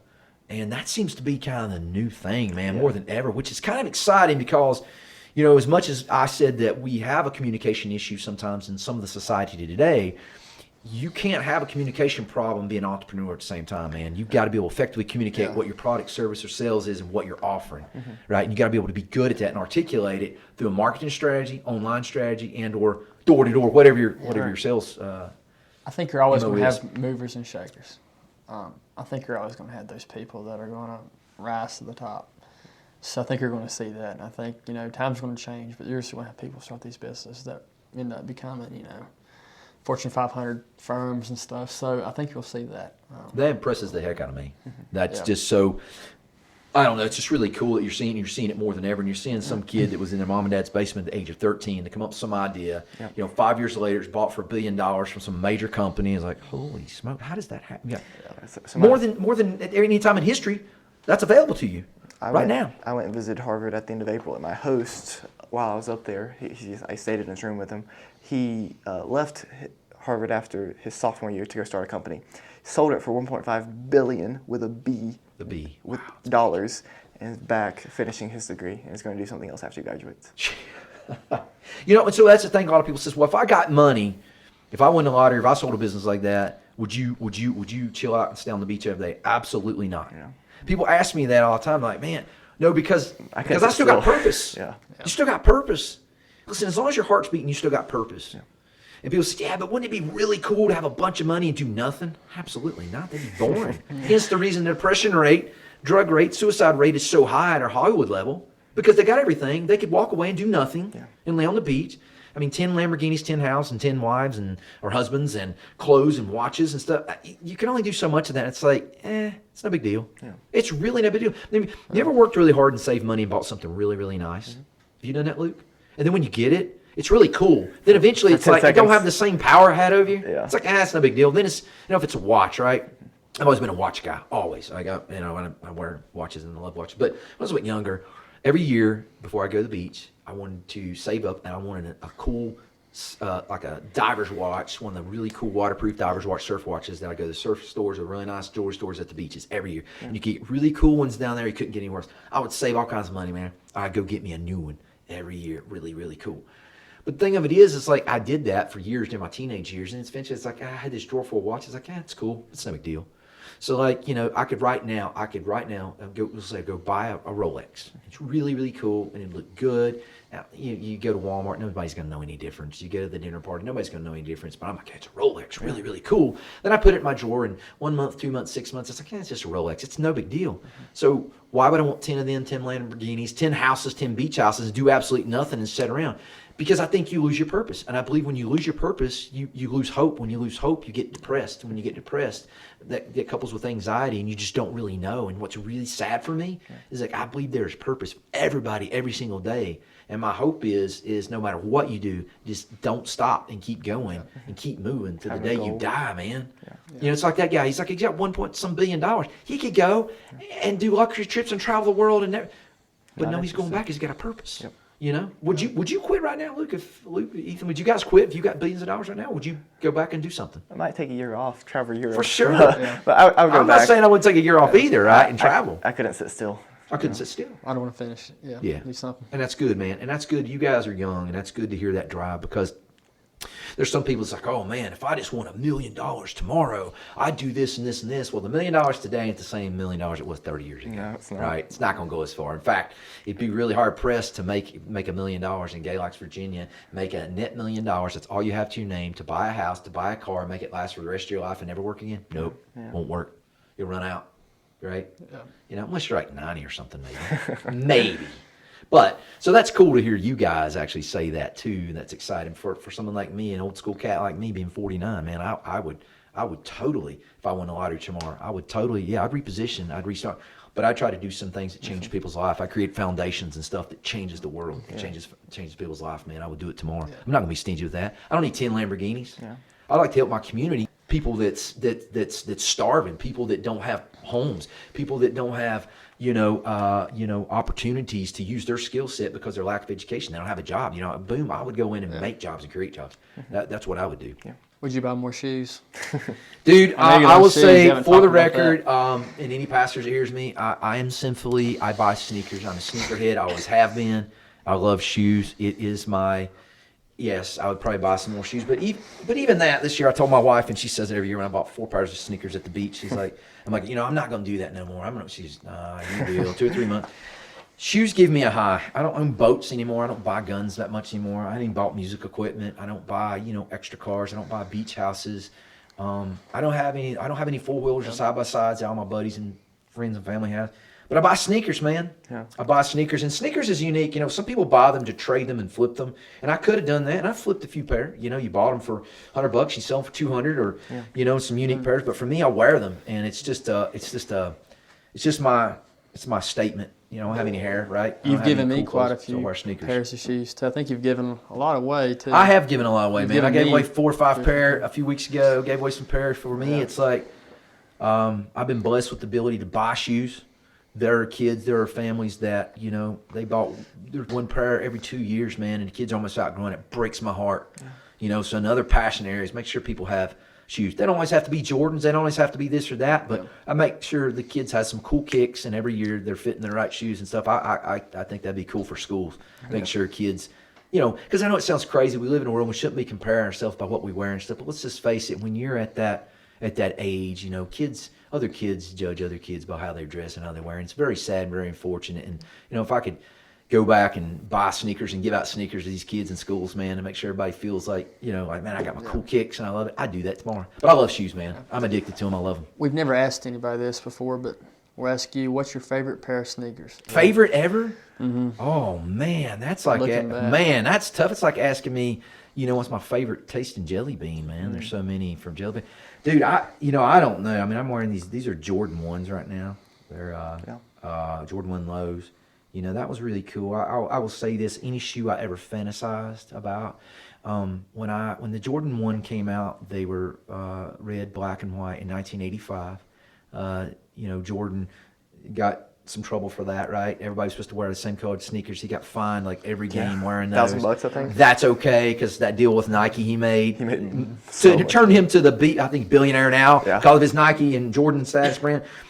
Probably be Jordan 1s. And even though I've had the high tops, I like the Jordan low, the feel of them. They just, probably Jordan 1s just because, man, I don't care. You can wear a suit. Drop a pair of J's, Jordan 1s. Yeah. You're going to look cool. Yeah. You wear a pair of old ratty coveralls. You got some J's on, some Jordan 1s. You look cool. It makes it look cool. Yeah. You wear a camo. Looks cool. And homecoming, too. They do. They put on their tux and put on their Jordans. I will tell you this. I was at the stock exchange some years ago. I got in there. I thought it was really cool, man. I've seen some really nice suits and watches and dress shirts, right? These guys were Jordan lows ones wearing. I was like, that is popping. Now, my company wouldn't allow that dress code, but I think it's really cool. So I would say Jordan 1s because I remember being a kid.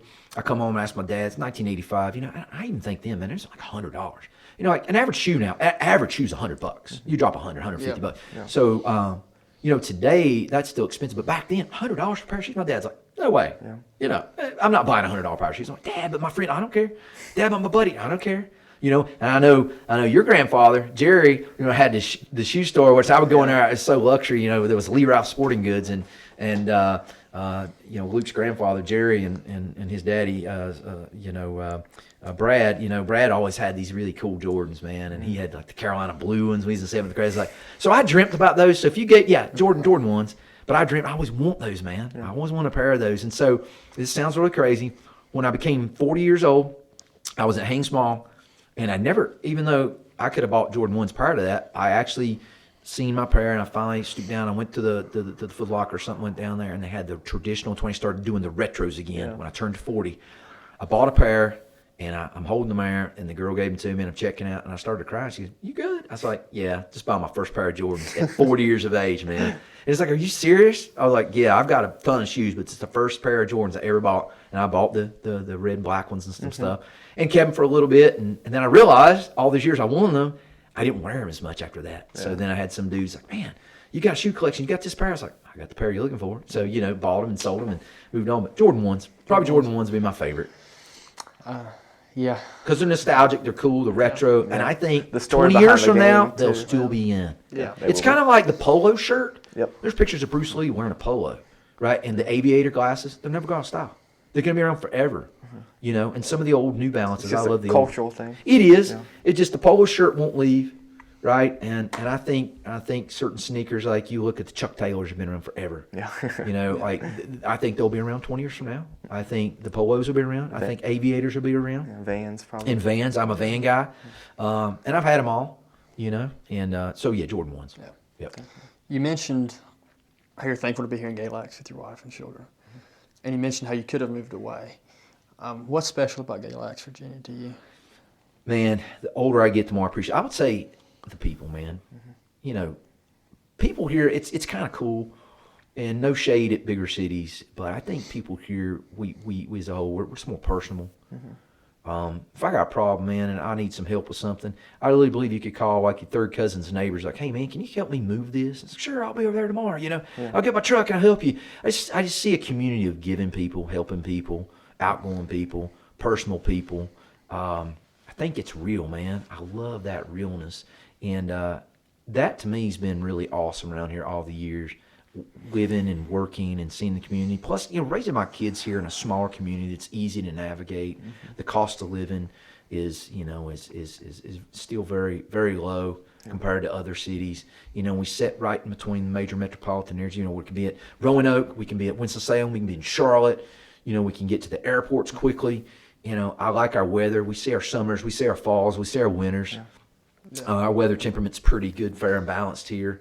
And, and from a crime rate perspective, just raising kids and looking at our schools, I think we got great schools around here, man. Yeah, we do. And we really, really do. Yeah. And there's been a lot of major people. Small towns get picked on. When you're younger, you're a teenager, like, "Man, I'm getting out of this small town. There's nothing here for me." And while I agree, if you're getting some unique careers, it might require you to move out of Galax for those opportunities.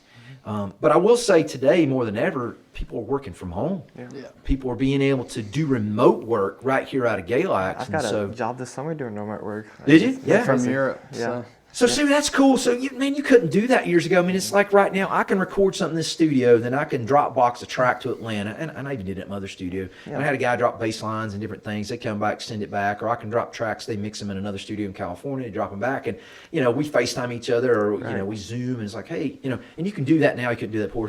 But Galax, for me, it's just cool. And it's simplistic, and I don't know. I love living in the Blue Ridge Mountains now, man. I really enjoy being around the river and hiking and mountain biking, and that I didn't really give a rip about when I was a teenager. Now it's like, I kind of like this area. It's gorgeous. Yeah. Hence the reason people are moving from all over. You see different tags and different accents from everywhere because it's a pretty cool place. I saw Massachusetts plate the other day. I was like, huh. For sure, you see everything, man. I see Quebec. Yeah. Wow. Canada tags. Here in Galax. And the thing from the podcast is there's really cool people here in Galax. And there is. The Blue Ridge Mountains, and they usually go under the radar. They do. So, and we get listeners from all over the country, so, highlighting these people here that are really cool that you just really wouldn't get to meet. Really cool. So we've got to talk to some great people that live in Hillsville, Galax, up and down the mountain range, Yeah. That's cool. So, I love y'all's podcast, man. I've listened to them, and I'll go through and I'm listening to all these, and I'm probably the least interesting person ever. So this one will probably get like one unlike, like whatever. They'll unsubscribe. I hope I didn't cause you any unsubscribers, but that's not true. But for me, listen to what you guys are doing. I love what you're doing. You ask great questions. I think you guys do really good. I think y'all collaborate together really well, and I love everybody you've had them. I've listened to majority of y'all's podcasts, and it's just infinite amount of education I've learned, and it's like, wow, I never knew that. That's so cool. Of course, I loved it with Greg, your cousin, in Secret Service. Man, that one. awesome. It's just cool to learn that. And then, of course, Jay Holderfield, buddy of mine, he's recorded right here in this studio. Oh, really? Cool. Shout out to Jay, great guitar player, great man of God, and just a wonderful guy. Just a great guy. I love Jay. I mean, you see people, even talking to you, sometimes you know these people all your life, sometimes you don't. But you see them as, as like granite figures. Right. Like they got everything together doing something. You realize you hear their story, you're like, they struggled a lot too. Sure. They had a lot of bad stuff happen to them. But they're sitting here talking about their story. I think that's inspiring too. It's very inspiring because I think when you can show a vulnerable side of a human being, see, social media oftentimes don't show that. They just show you the good side. Mm-hmm. They show you the Photoshop pics after 37 tries and they finally get the right one. Yeah. For me, these podcasts, when people can be real, and I'm 100% real, everything I talk about is real. I think it's kind of cool. Because anybody, man, I didn't know he or she or struggled with this or did that, or they learned like this, or they did that, or they do this for a living, or they have this interest. I didn't know they were into this or that. That's just so cool to me, man. And that's what I think is so neat about podcasts. I could listen to them all day long.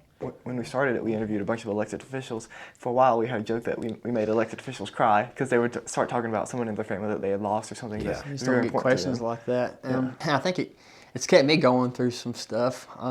Just being able to just say, I talked to this person and they did this and this and this. Yeah. And sometimes when somebody goes through this exact same thing as you, right, it just clicks. It clicks with you. It does. It does. Makes you feel better. I read Tim Tebow's book years ago. I didn't know he was dyslexic. Did not know that. And he was, I read books of guys that's highly successful in business. I didn't know they had learning disability. I didn't know they was special education. I didn't know that they were, ADHD. And those are the things that, for me, I guess that's why I'm so passionate and driven. When you're a younger kid, man, today it's not so much, but man, you were really bullied and picked on if you were in a small group class and you're a kid. And so I went through that. I went through some bullying. I went through, people laughing at you, picking on you, calling you inappropriate names because of your learning disability. And that kind of stuck with me. Yeah. But once I got on the school board, I said, you know what? Those are the kids, and all of them that we advocate for, but those are the kids too that I want to make sure that if I have a voice in that, make sure that those kids realize that they are going to do amazing, great things. Mm-hmm. They just got to have the direction being pointed in the right direction. Because everybody has amazing strengths and stuff. But you see the vulnerabilities with people too. When you go back and you look at all these vulnerabilities, people open up and they see that. You see all that stuff. And for me, it's really cool through podcasts hearing that. And you can confide with others. And you're like, man, that's so cool. They look like they're, this and that. They look like the Lamborghini on the outside, but guess what? On the inside, they're just like me. They're just a broke down Chevrolet. Put their pants on one leg at a time. Man. That's what long form does. Because the first 30 minutes to an hour, it's usually just, I did this, this, and this, and this. And my parents are this. But you start talking about who's your family, who's this stuff. Yeah. And that's the first question is, where'd you grow up? Yep. Because a lot of people are like, well, I grew up here and here. But it takes people a while to kind of break down those barriers. But once they do, I think first you get to like the first second hour, that's when you start getting the breaks it down, yeah. My family, we just talking about at the beginning, and I didn't elaborate on it. So I have amazing parents, amazing grandparents. I have one grandparent left, my grandmother. Amazing family members, amazing mother-in-law, father-in-laws, and brother-in-law, sister-in-laws, all this stuff. I have great people in my family. One thing about my family never pushed me to be something I'm not. Yeah. They just kind of let me, find my path, And, when some people get married, sometimes you got the mother-in-law or the mother or the father or the parents, so you're going to do this and do that. No, I don't have any of that. It's so amazing. I got great relationships. How people can say, well, my mother-in-law, I got a great mother-in-law, love her to death. I've got great mother and father and parents, man. They've helped out with our kids. They've just been great advocates for us and stuff. And for me, it's wonderfully great parents. For me growing up too and seeing that, and trying to instill that in my kids, set values that comes from your family. And you go back and you look how you're raised now, and your parents like, mom, dad wasn't perfect. They didn't do everything perfect. You're like, I wish my mom and dad would have done this and all of that. And so, but you realize all the good. My parents gave me way more good than any bad. They gave me way more good advice than bad advice. Yeah. And they coached me way more good and gave me way more good values and directions. Hence the reason I believe that I'm exactly here today, doing what I'm doing and having the luxury and the blessed, the ability to sit here and do what I'm doing, hanging out with you guys, man. Yeah. And so that's really cool because some people don't have that. Some people's stories ain't like that. And those people's stories, it's been really tough and hard. It's not been, the Leave It to Beaver story. I'm always interested in hearing their story because it's easy to judge someone when you see podcast or you see a social media post. Like, well, why would they act like this or that? Sometimes that's when the Jordan Peterson kind of gets into me. It's like there's something deep rooted that causes that action or that behavior, or they're looking for something or searching for something, or they're struggling from a childhood trauma or this or that. And oftentimes that stuff is stifled in until the professionals get a hold of them and they uncover that. And they're like, this is why. You know, I'm so driven today because I felt like I was such a failure as a kid. I'm so driven today, heck or high water, I will do this or do that. If I want to achieve something, I'll figure it out. Because I quit everything when I was a kid. Because I was just felt like I was labeled to be, well, you're learning disabled, and that's who you're going to be.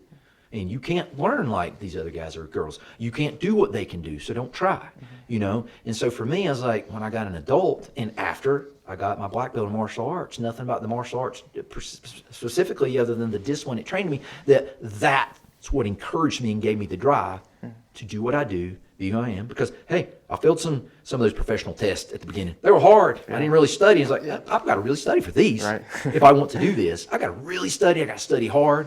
And even though the stuff made all sense, when it came to test taking, the time is on, ticking. You got 6 hours, 4 hours, 3 hours to do this. I got test anxiety. And I was like, what's test anxiety? It's real. Yeah, hell no, it is. But now I learned how to take tests much better. So I can take a test today, much better, versus 20-some years ago. It's all in skill set. And so I look at guys like you all, man. I'm like, wow, man, that dude read that book one time. He made an A. My wife and daughter can do that. My son and I, we got to do 2 or 3 times to make a B or C, right? And my son's better than me, which I want. And that's what, you know. So, but it's cool. These conversations are cool, and they're cool to open up about. And it's just. You mentioned your childhood and how it can affect outcomes in life. Here's an interesting question. We haven't asked it yet. What is your earliest memory? Of my childhood? Mm-hmm. Just even like an image in your head. We've had people say 2 or 3 years old and give us that. Well, I'll tell you something that's kind of weird, and I told my wife this one time. So I remember when my parents had this house when we was little before they built a newer house around me and being around middle school. But the first house I was in, I remember being really, really little. I was very I was creative, right? To myself individually. Like I would make up, like if I wanted to create something, I would go build it or something, or I would have a lot of make-believe friends. I think every kid's did that. Man, I had some really good buddies, by the way. We were really cool. But I remember being really, really little sometimes, and at nighttime, I'd crawl on my bed when I was really, really little, and I would open the curtains in my room, and I could look straight up if it was a full moon, and I'd look up at the sky, and I was like, wow, that's a big world. That's a big sky. That's a big moon. Look at all the stars. What's on that thing? What's up there? And I would dream, being a little bitty boy, dreaming like, man, how am I? And I would think, and I would just be smart enough, but young enough to know, like, what am I going to do when I'm like mom and daddy, right? When I'm older, what will I do, and how will I live? And I would always think about that, and what am I going to do, and how am I going to speak, and who am I going to talk to, and what type of things will I be able to create? And I thought of that as a little bitty kid. So I always had this I dream a lot. I have a very creative and dreaming mind. I just remember being as a kid, I always fantasized about doing things and dreaming about things and ideas. And pretty much if it was something I really believed in, I could do it no matter what. And things that, I didn't take interest in, well, I didn't think about it anymore. And it's like, it's kind of cool. It's just a fantasy, but it won't be a reality. And anything that I wanted to be a reality, so I go back and think, I'd look out the window as a little kid and I would dream on things like that. Or I'd drive down the road going to the beach. My parents, I was really, really little, could probably see out the window and we were passing by, and I'd look at different people, different cars, different families in there. And I would always wonder as a young kid, what do they do? How do they live? I've been curious about that. And I'm still asking that question at 49. What do they do? How do they live? How are they thinking? Are they happy? Are they sad? And my only thing I can say this as a childhood to wrap up is every single kid that I used to come in contact with in school, I always wanted to kind of say something that made them laugh. Kind of be in the jokester of the room that made them laugh. No, I had friends. I was a dummy, and I probably got on their nerves, and I probably got on y'all's nerves with this podcast because I'm over the top. But I was always like, man, what can I do to make them laugh, make them smile, make them happy? I always wanted to make them happy, sincerely make them happy. And if I can do that, that gives me like deep passion for life, man. I put a smile on that person's face today. They were sad when I met them. They were smiling after I talked with them. There is no more joy on earth than doing that. Nothing. You're an artistic person. And you mentioned, looking at people's houses and wondering what they do, and you see that a lot with people who are artists, especially writers. I think that's a commonality that people share, is that curiosity is like, what's that person looking like? And some people write stories about it, some people take inspiration from it, but you think you see that a lot with those type of people. And that's me. I'm an artistic mind. Like I used to like to draw a lot. I've thought about getting back to drawing again. I love drawing. I just got to be able to sit in a quiet space with no phone to do it. Yeah. I love creating music, just coming on the piano. I'm not a piano player, but I can play a little bit, creating things or drums and just playing. I just get lost in the moment. And music to me is spiritual, man. It's definitely a spiritual gift. I've never had drum lessons, right? I just started playing drums. My son never, believe it or not, he got Luke's first drum set. Your parents gave Riker, my son, his first little drum set when he moved in here, and he was really little. He was only a year old or 2 years old. We got a video of him. As soon as he sat on it, he just start doing the drum beat. I'm like, what? What? I didn't teach the kid drum beat. So for me, it's something spiritual. So to articulate it in a way that, like, I'm always curious about things and people and what they're thinking. And what's very interesting to me, like if you gave me another career and said we go back to maybe to do college again or something, and you weren't in business and you weren't in physical fitness and education, you weren't in finance, you weren't in music. I like psychology. Because I like to know what makes people tick. What's a very big interest for me is seeing a family, just a normal mid-class family grow up. You got the two kids, either the two boys or the son and the daughter, grow up about the same age and the same social economic values, moral values, faith-based values, grandparents. One kid goes on to be highly successful and do great things and have a stable family and future. One kid comes, an addict or drug addict, a criminal, multiple marriages, it's very sad. I'm just like, what happened in that point in life? What happened to make this one go right and this one go left? And I know we're all uniquely individuals, meaning I don't want my daughter to be just like my son. I don't want my son to be, I want them to be themselves that God made them to be. I don't want to be like, my son's like, oh, you got to learn like your sister and you need a 2-year degree before you graduate high school. No. I want him to be exactly who he's supposed to be. I want to encourage him. But what's interesting is when you go back and you look at these families and you've seen it, it's like, man, they grew up good with a golden spoon in their mouth. And man, this one went to heck in a handbasket and this one went on to be successful. I would love to know, how do you get in that and interject in that before that happens and can fix that? That psychological part, or that coaching, that counseling, that, oh my gosh. I don't know, man. That just blows my mind. I know it's crazy and this is really off topic and subject, but it's just like, that interests me so much. And what can I do to put the smile on that kid's face and get their purpose back and get their life back and get their drive back and find out what their true passion is? Because I always say this, people says, there come a time they're like, well, what is my purpose in life? What are you passionate about? What you're passionate about is generally going to be your purpose. People say, yeah, but I need to make a living. Well, don't put money before purpose and passion. First, find your passion, know your purpose, and then profit can follow. But at the end of the day, if someone tells me, because they always talk about success, I'm in the world of financial planning and investments and wealth management and saving money. People's like, oh, they're highly successful. They got millions of dollars. And this person over here don't have nothing. I'm like, but guess what? They smile more than the person with millions because they're going out every day and they're giving their time in a pro bono nonprofit organization. They get a $10,000 salary and a little stipend to live in a little, apartment with no heat and air conditioning in a third world country, but they're changing the world. That's success. Yeah. That's true success. And so many people get it twisted and get it backward. Oh, the big cars, the big houses, the big jobs, and the big accolade. No. You're successful when you're truly passionate and you feel the purpose and you're changing the world in whatever field that is. Yeah. And if that's sweeping floors, be the best freaking floor sweeper, right?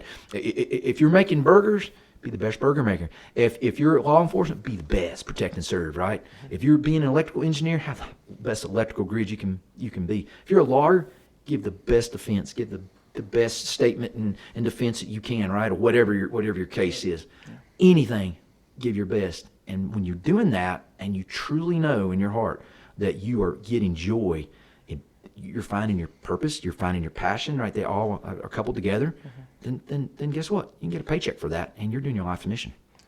On that note, what advice do you have to someone who has a passion for the financial services industry like you do?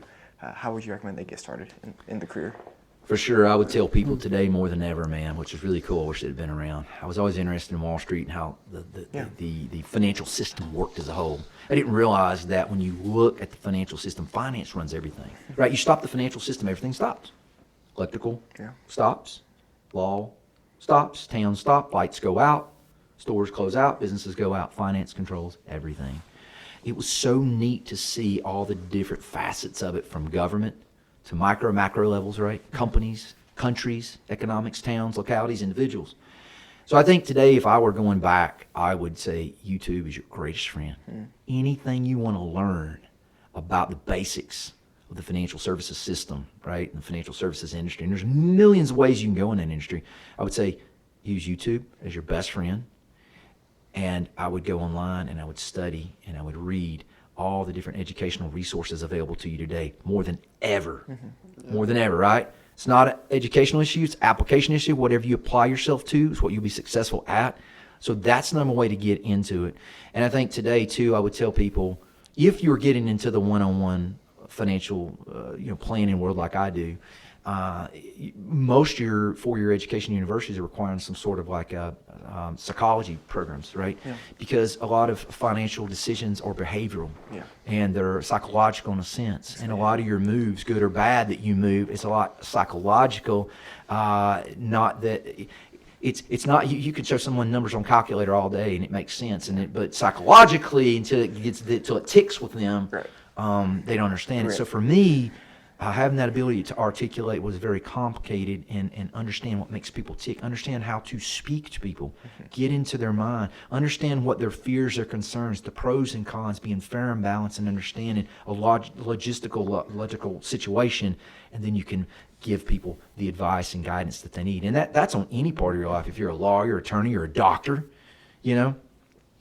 going to YouTube was the best probably way, and going into college and understanding psychological human behavioral stuff is really, really important, because when you get down to people's life and get down to their money, they get really personal with you.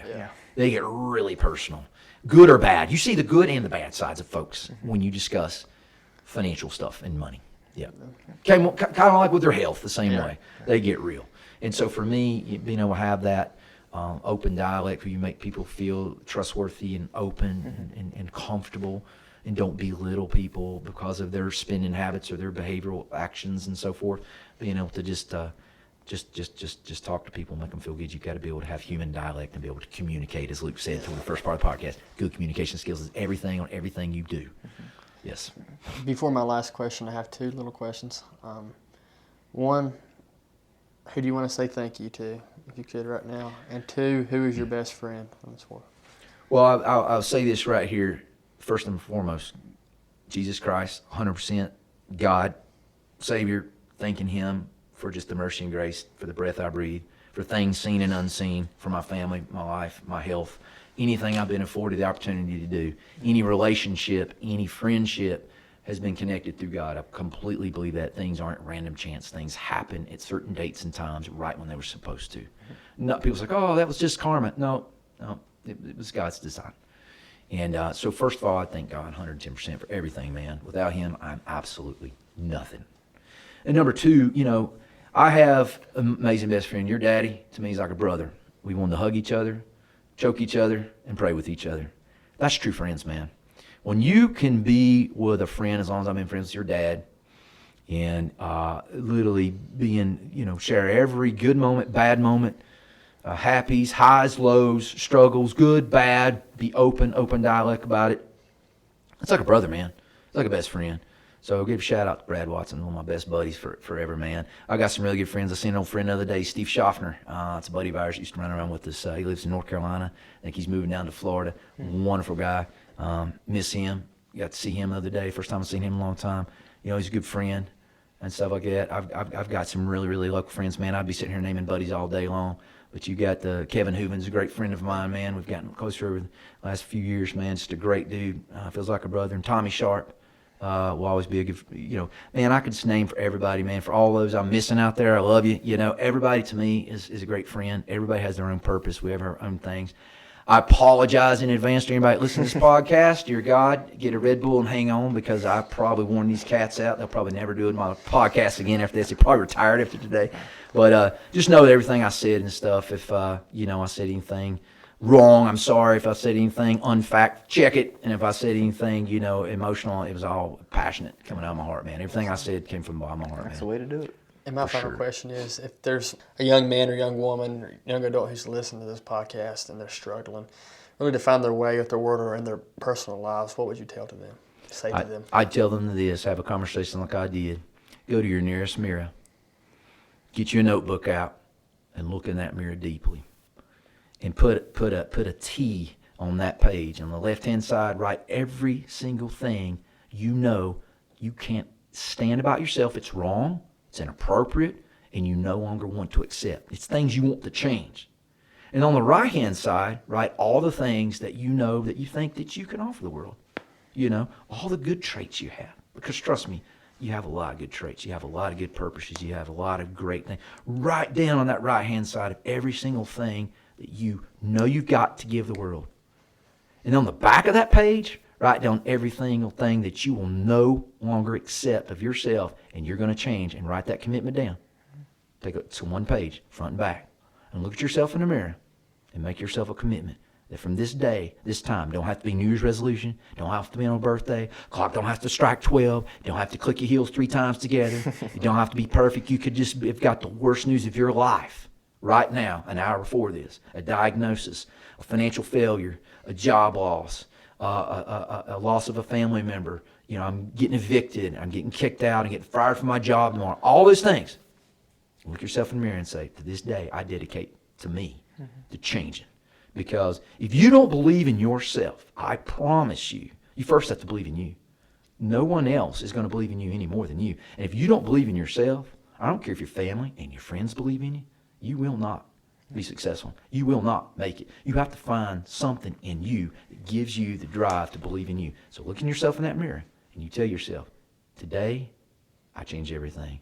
I'm no longer the old me. Don't be defined of your past, your childhood. Don't be defined of addictions. There's ways to get out of it. Don't be defined of your, you've let go of your standards in life or your morals in life. There's always a God that has graceful forgiveness right there on the spot. He can forgive you right there on the spot. You can get down on your knees. You can ask for forgiveness. God will accept you back. He will change you. And from that day going forward, you can find your true purpose and passion. That's the life you're supposed to live. I believe that. I commit to that. I believe that for people. And I believe that that is the way that you decide when enough is enough. That's when I change. And it's when I can change my life. Young, old, retired, doesn't matter. Same for everybody. So when you stop accepting what you become, you'll change and be the man or woman or son or daughter or person you're supposed to be. 110%. I believe that. Our final question, you kind of answered it throughout the episode, but what is the meaning of life to you? Man, that is a tough statement, It man. is. That really is. That's such an open-ended question. It is. I think the meaning of life is from the day you're born to the day you die. Finding that purpose that we've talked about. Yeah. And just trying to live a life that makes the people around you feel valued, loved, respected, appreciated. I think if you can assess that behavior to those individuals around you, they will see what the meaning of life means. They will see what you meant to mean in life by the behaviors, showing respect, showing love, showing grace, showing mercy, showing support, right? Being there for someone. And sometimes I am the worst for this. Sometimes just me keeping my mouth shut and just listening to that friend or family or loved one, just like, man, I got to vent. And I say nothing other than just listening, being a listening ear for people. But showing people you care. That's the meaning of life, man, for me. Show them how much God cares for them. Because at the end of the day, whatever day that might be, I certainly believe that life has its purpose while we're here, but I also believe there's eternity that has a purpose. And I believe God has that, defined that quickly in the Bible. And I believe it is heaven or hell. And I believe how you've spent your life and how you've lived your life for Him, I certainly believe at the end of the day there will be judgment, and we'll have to answer to that. And so for me, every single day, trying to be the best we can. We're not perfect. We don't walk on water. Don't claim to be. But at the end of the day, that's the meaning of life for me, and that's how I value it. That's how I see it. Mr. Sexton, it's been an honor to speak with you today. Thank you guys, man. Y'all are awesome. Appreciate what y'all are doing. Y'all the best, man. Thank y'all. Keep doing it, guys. Thanks, sir. Thank you. Appreciate it.